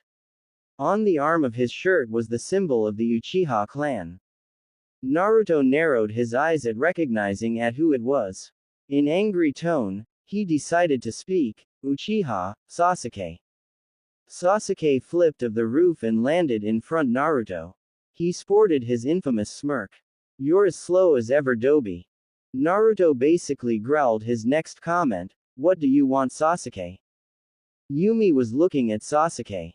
Naruto had told her about Sasuke and how they fought at this place called the Valley of the End, but he never told her details of the battle. All he said was that he lost. Just came to check out if the rumors were true. Sasuke answered. Those rumors would be that you were back in town.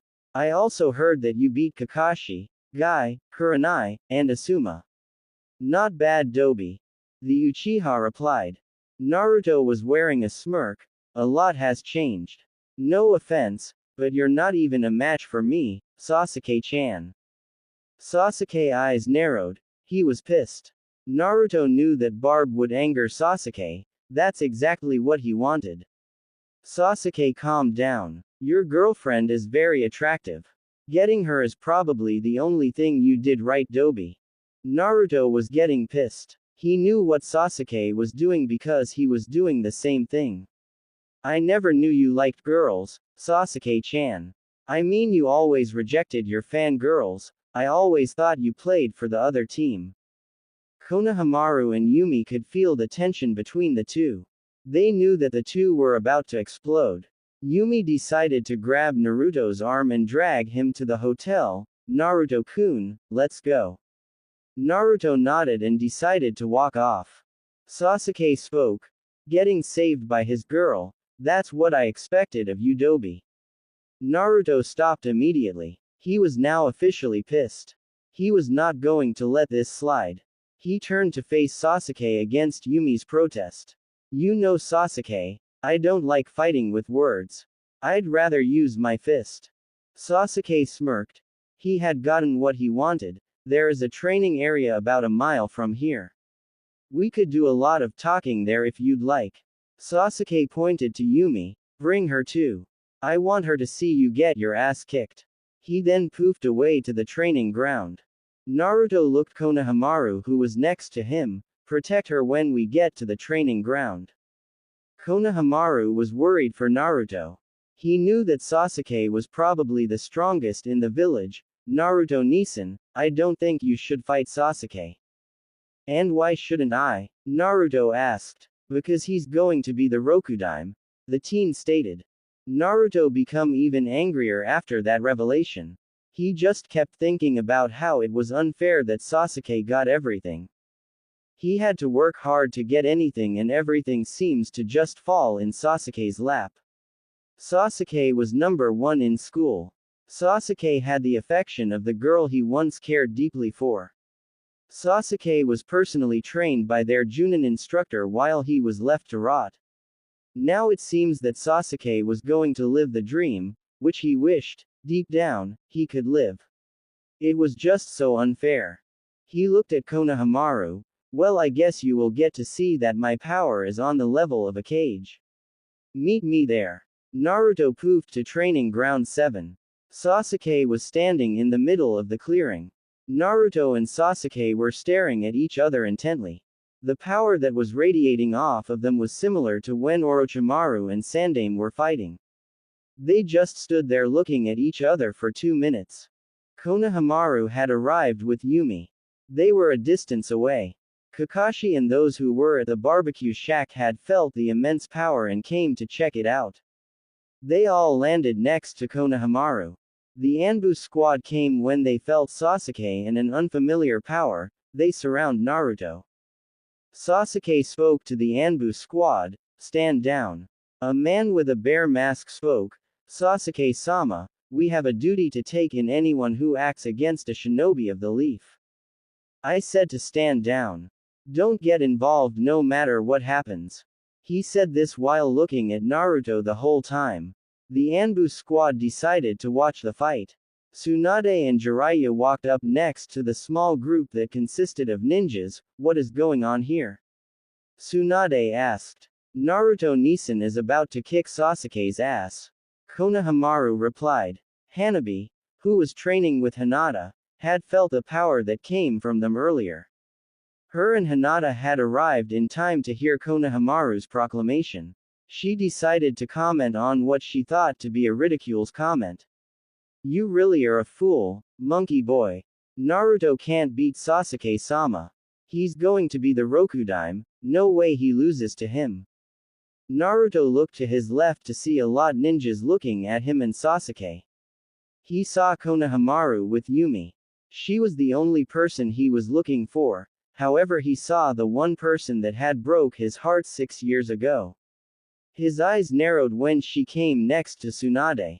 The pink-haired Kunoichi, known as Sakura, has not changed a bit.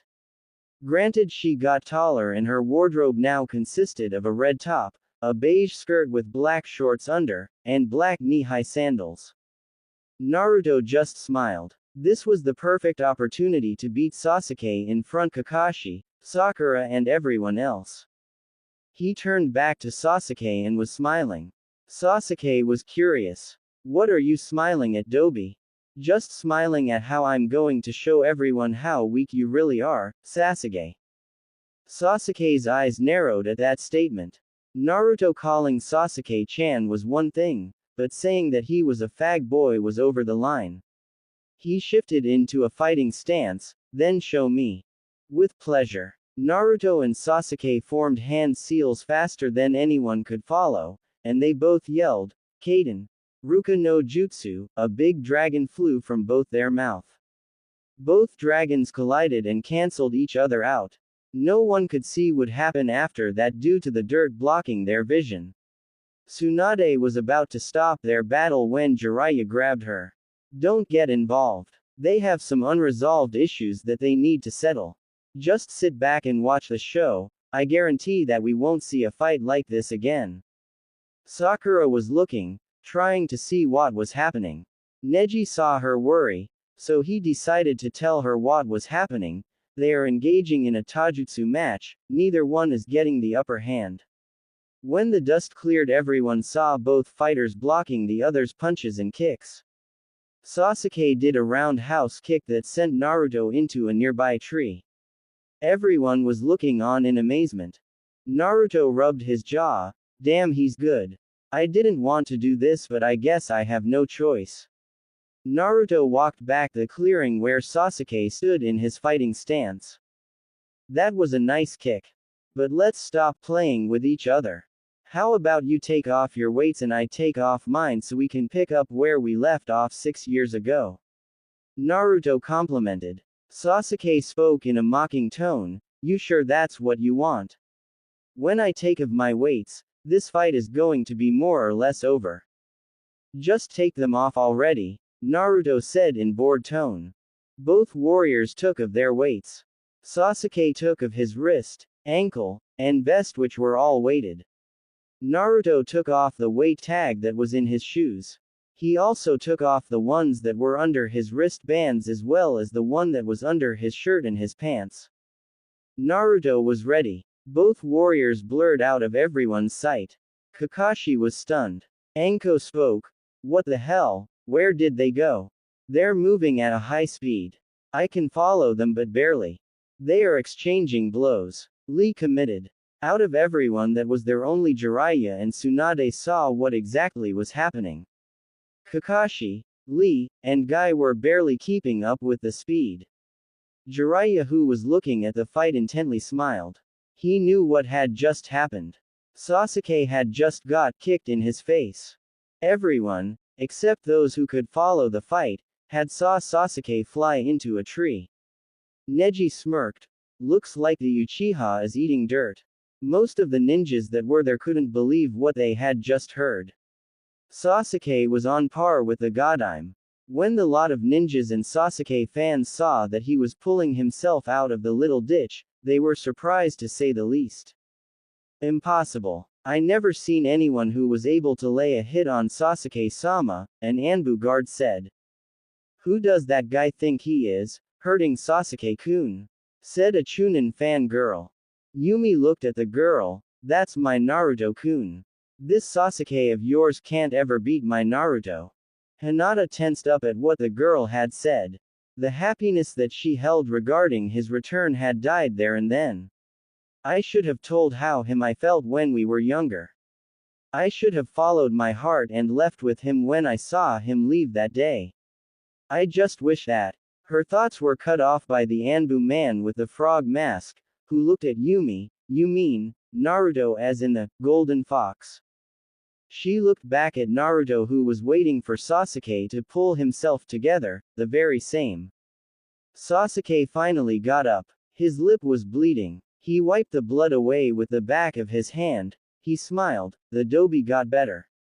No matter. I'm still going to kick his ass. Sasuke did some hand seals. When he was finished, his right hand was holding his left wrist. The Chidori was forming in his left hand. Naruto held out his right hand to form the Rasengan. I held back last time, Sasuke. This time I won't. The promise that I made with Haruno no longer applies. You better come at me with everything you got. Sakura heard Naruto had called her by her clan name instead of her given name. She was hurt, but after what she did to him she couldn't blame him. She just hoped that he and Sasuke didn't get hurt. She looked at Yumi who had earlier told a Chunin that her Naruto-kun wouldn't lose to Sasuke. She wondered if this girl was Naruto's girlfriend. Sasuke knew that Naruto was serious. He always wondered why Naruto held back and now he had his answer. It was because of Sakura.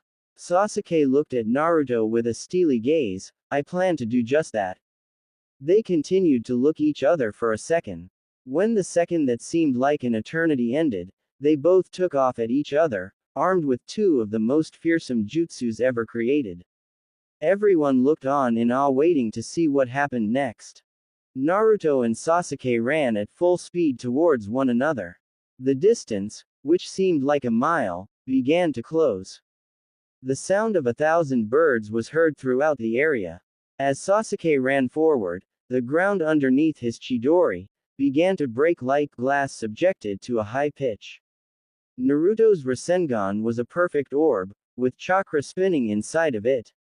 Sasuke pulled his arm back. Naruto did the same with his right hand, both preparing to thrust forward their trademark attacks.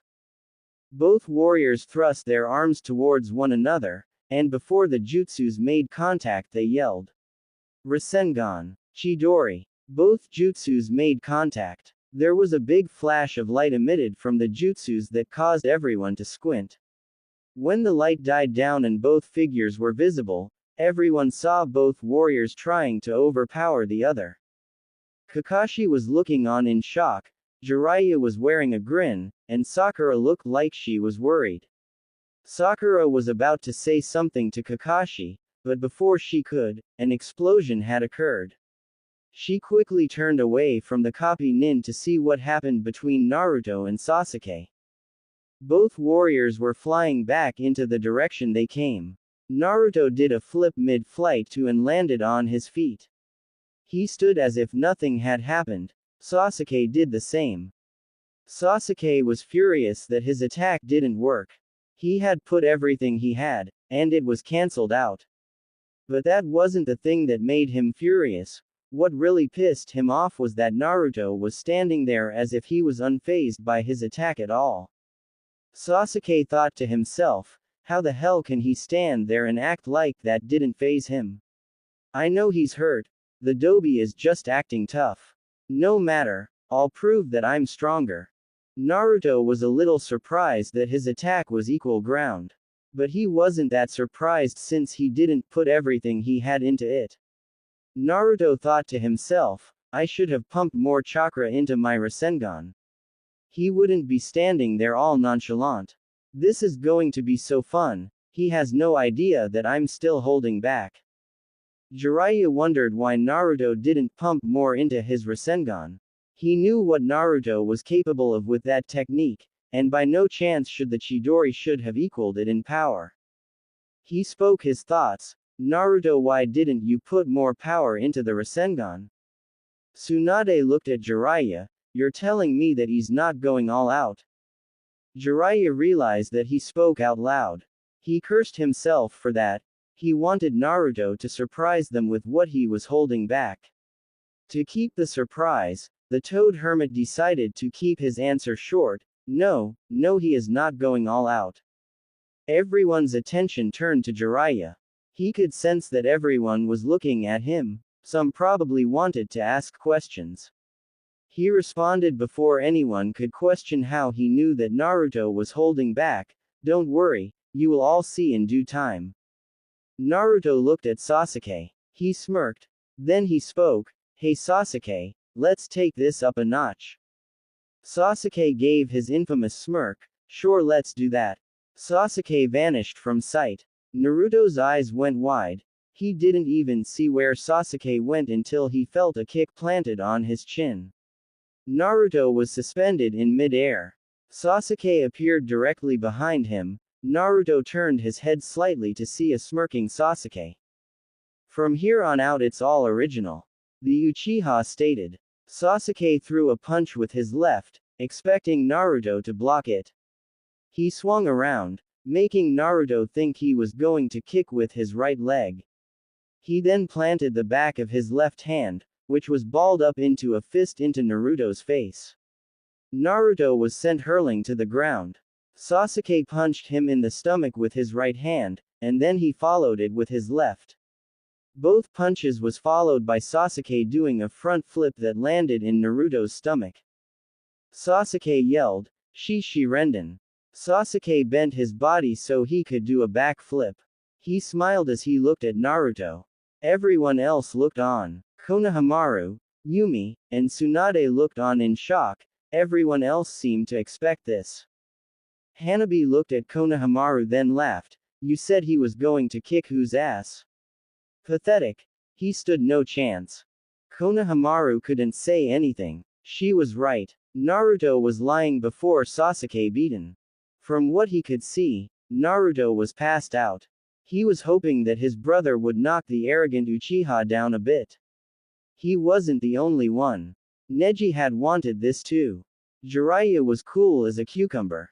He didn't look surprised about what just happened. Jiraiya just smiled. Neji caught on to this. Something wasn't right. He believed the old man knew something. Hinata was hoping that Naruto got back up. No one took notice, but she was glaring at Sasuke. Sasuke stood there triumphant. He began to speak. You have improved, Dobi, but I'm still better.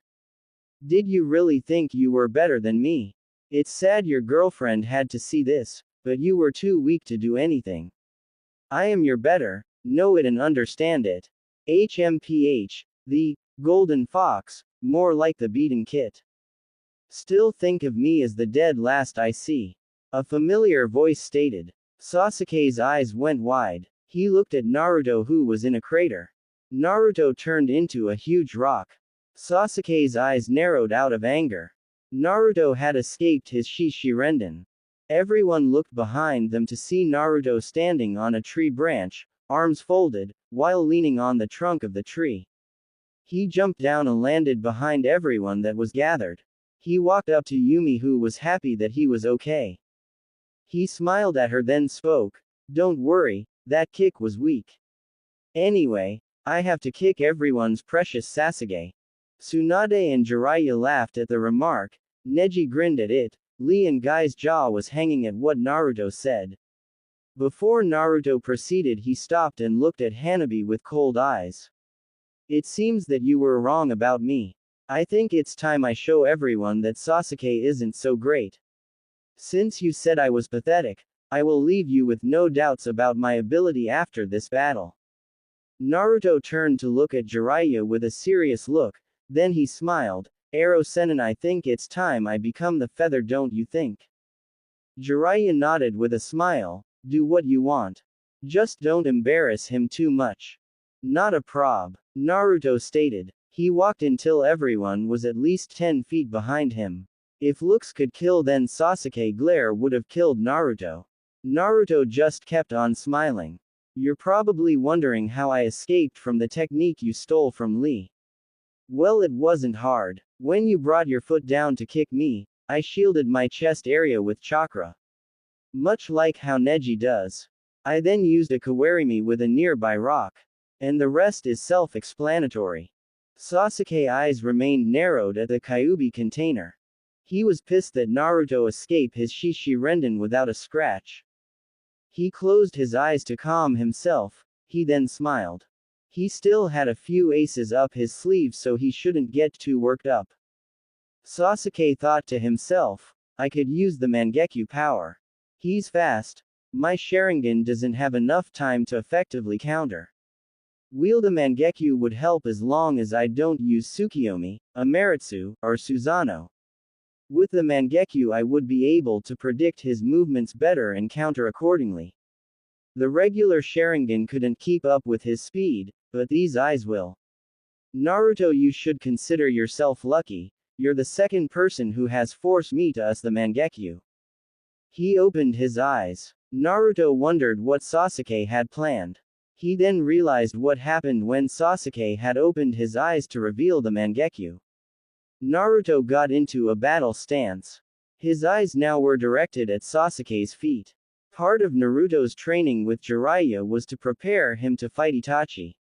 He knew how to predict an opponent's movement through their feet. He knew that Sasuke could do what Itachi did to Sasuke so many years ago. Naruto, you're the second person that I have shown these eyes to, you should feel honored. These eyes are more powerful than the regular Sharingan, I hope you're ready to lose, Dobi. Sasuke confidently said. Naruto got into a fighting stance. Naruto took off towards Sasuke. When he prepared to throw a right to Sasuke's face, Naruto found that a foot was placed into his stomach before his punch could connect. Sasuke punched Naruto in the face with his left hand, he stumbled back. Sasuke flipped over Naruto, landing behind him. He then did a roundhouse with his left foot which connected with Naruto's head. This sent him flying a distance before he hit the ground and skidded a few feet before coming to a stop. Sasuke stood in his fighting stance with an aura of superiority. Naruto got up. His black short-sleeved shirt looked ragged. Smudges of dirt were plastered on his face. Sasuke had smudges of dirt on his face as well. His black long-sleeve Uchiha shirt was tattered but not as bad as Naruto's. The group of watchers were focused on this high Junin level, cage battle.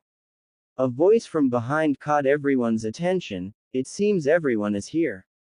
Right, Akamaru, the dog walking besides the boy with gray jacket, black shirt underneath, black shorts that ended 2 inches above his black sandals. Hinata walked up to pet the white dog. So Naruto is fighting Sasuke. Akamaru smelled their presence. I was surprised when I got back from my mission to hear Akamaru tell me that Naruto was here. Kiba spoke to Hinata. She looked at him while petting Akamaru. Yes, Naruto-kun and Uchiha-san are fighting. Hinata turned her head to look at Naruto. Uchiha-san is using the Mangekyo, so I don't know how he plans to win. Hinata commented sadly. Everyone heard noise near the tree Naruto was in a few minutes or so ago. They turned their heads to see Ino and Shikamaru. The two looked like they were fighting. Shikamaru, why are you complaining that I asked you to come with me here? You weren't doing anything but laying in your backyard looking at the sky. Ino stated. Coming here to see Naruto and Sasuke fight doesn't interest me. I'm sure they could have resolved these issues without me being a spectator. Ino just grabbed Shikamaru while she leapt off of the tree onto the ground. They both landed and joined the rest of the ninjas that were watching this battle. Ino looked at Sakura. She wondered what was going through Sakura's mind. Sakura, are you okay? Ino asked. Yes, I'm fine. Sakura answered. Yumi saw Ino standing by Sakura. The last time she saw the girl, she had offered to take her mother to the hot springs to relax. Yumi walked over to Ino, followed by Konohamaru. Excuse me, Ino-san, but do you know where my mother is? Ino took her attention off of Sakura to look at Yumi. Omi-san asked that I escort to the hotel. She said she was tired. Yumi smiled at the girl. Thank you, Ino-san. Nara Shikamaru walked up next to Tsunade and Jiraiya. So how is Naruto faring? Shikamaru asked. He doesn't seem to be faring too good. Sasuke just activated his Mangekyo and he has the advantage in speed now. He's beating Naruto to a pulp, as you can see. Godime pointed out.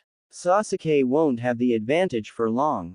Jiraiya stated, never taking his eyes off of his student. Everyone who heard what he said turned to face him. Neji looked at the Toad Hermit. Care to clarify? Jiraiya closed his eyes and smiled. He then opened his eyes to face the Hyuga prodigy. Naruto has yet to reveal his true power. Watch, because this fight is about to get real interesting. Kakashi decided to speak to Jiraiya. Jiraiya-sama, with all due respect, how do you figure Naruto isn't going all out? He looks like he's doing everything he can do to keep up with Sasuke, but he's failing horribly. Jiraiya gave Kakashi a look of disgust. You're like Sarutobi-sensei in many aspects.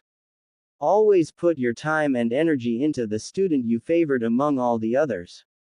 You don't know and will never know what Naruto is capable of, because everyone believes that it's better to train a genius than someone you would have to actually put effort into training.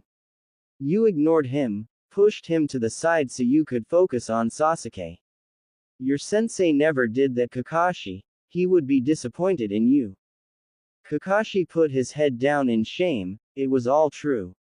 It wasn't that he didn't like Naruto, it's just Kakashi felt that Sasuke would be a better ninja, so he decided to hone his skills instead.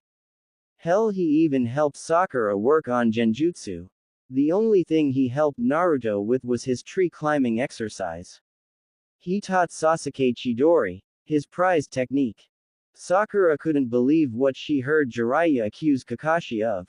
Sure, Sasuke did get more attention, but that was because he had the Sharingan and Kakashi was the only one in the village who could train him how to use it. Jiraiya-sama, Kakashi-sensei has been fair to all of us. He showed me Genjutsu. Granted, he helped Sasuke more, but that's because he had to training him how to use the Sharingan better. The pink-haired Kunoichi stated. Jiraiya looked at her with equal disgust. Yet you didn't mention what he taught Naruto.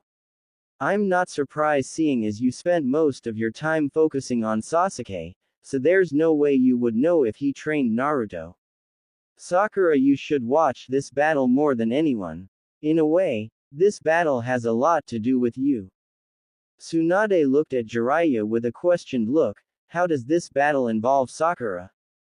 Shikamaru decided to answer. It's because Naruto promised to return Sasuke so Sakura wouldn't hurt anymore. From what you told me, he looked at Ino. Sakura stated that she hated Naruto and she called him a dead last who should have left instead of Sasuke. He looked at Sakura. I was there when he promised that he would bring back a guy who turned on us for power, for your sake. If what Jiraiya-sama says about Naruto is correct, then you more than anyone should watch this fight. Tsunade looked Shikamaru. You only answered my question halfway. How does this involve Sakura and why should she watch? The shadow user turned to look at Tsunade with a lazy expression. I was going to answer, but it's too troublesome to explain. Tsunade gritted her teeth. Why, you little. Neji spoke before the Hokage could pound the Nara. It's obvious. Everyone turned to face Neji. Neji continued once he had everyone's attention. I was also there when Naruto made her that promise. The reason this battle has to do with Sakura is because Naruto wants to prove a point to her. And what point is he trying to get across? Ino asked. All of his life he was behind Sasuke. Everyone seems to love Sasuke and hate Naruto. He's been fighting all his life to be accepted, but to no avail. This village has never accepted him. Naruto cared deeply for Sakura. He would have gone to hell and back for her. If I know Naruto, he's going to show Sakura that he is stronger than Sasuke and not the dead last she called him. Neji turned to face Sakura. In a sick way, he's still trying to prove himself to you.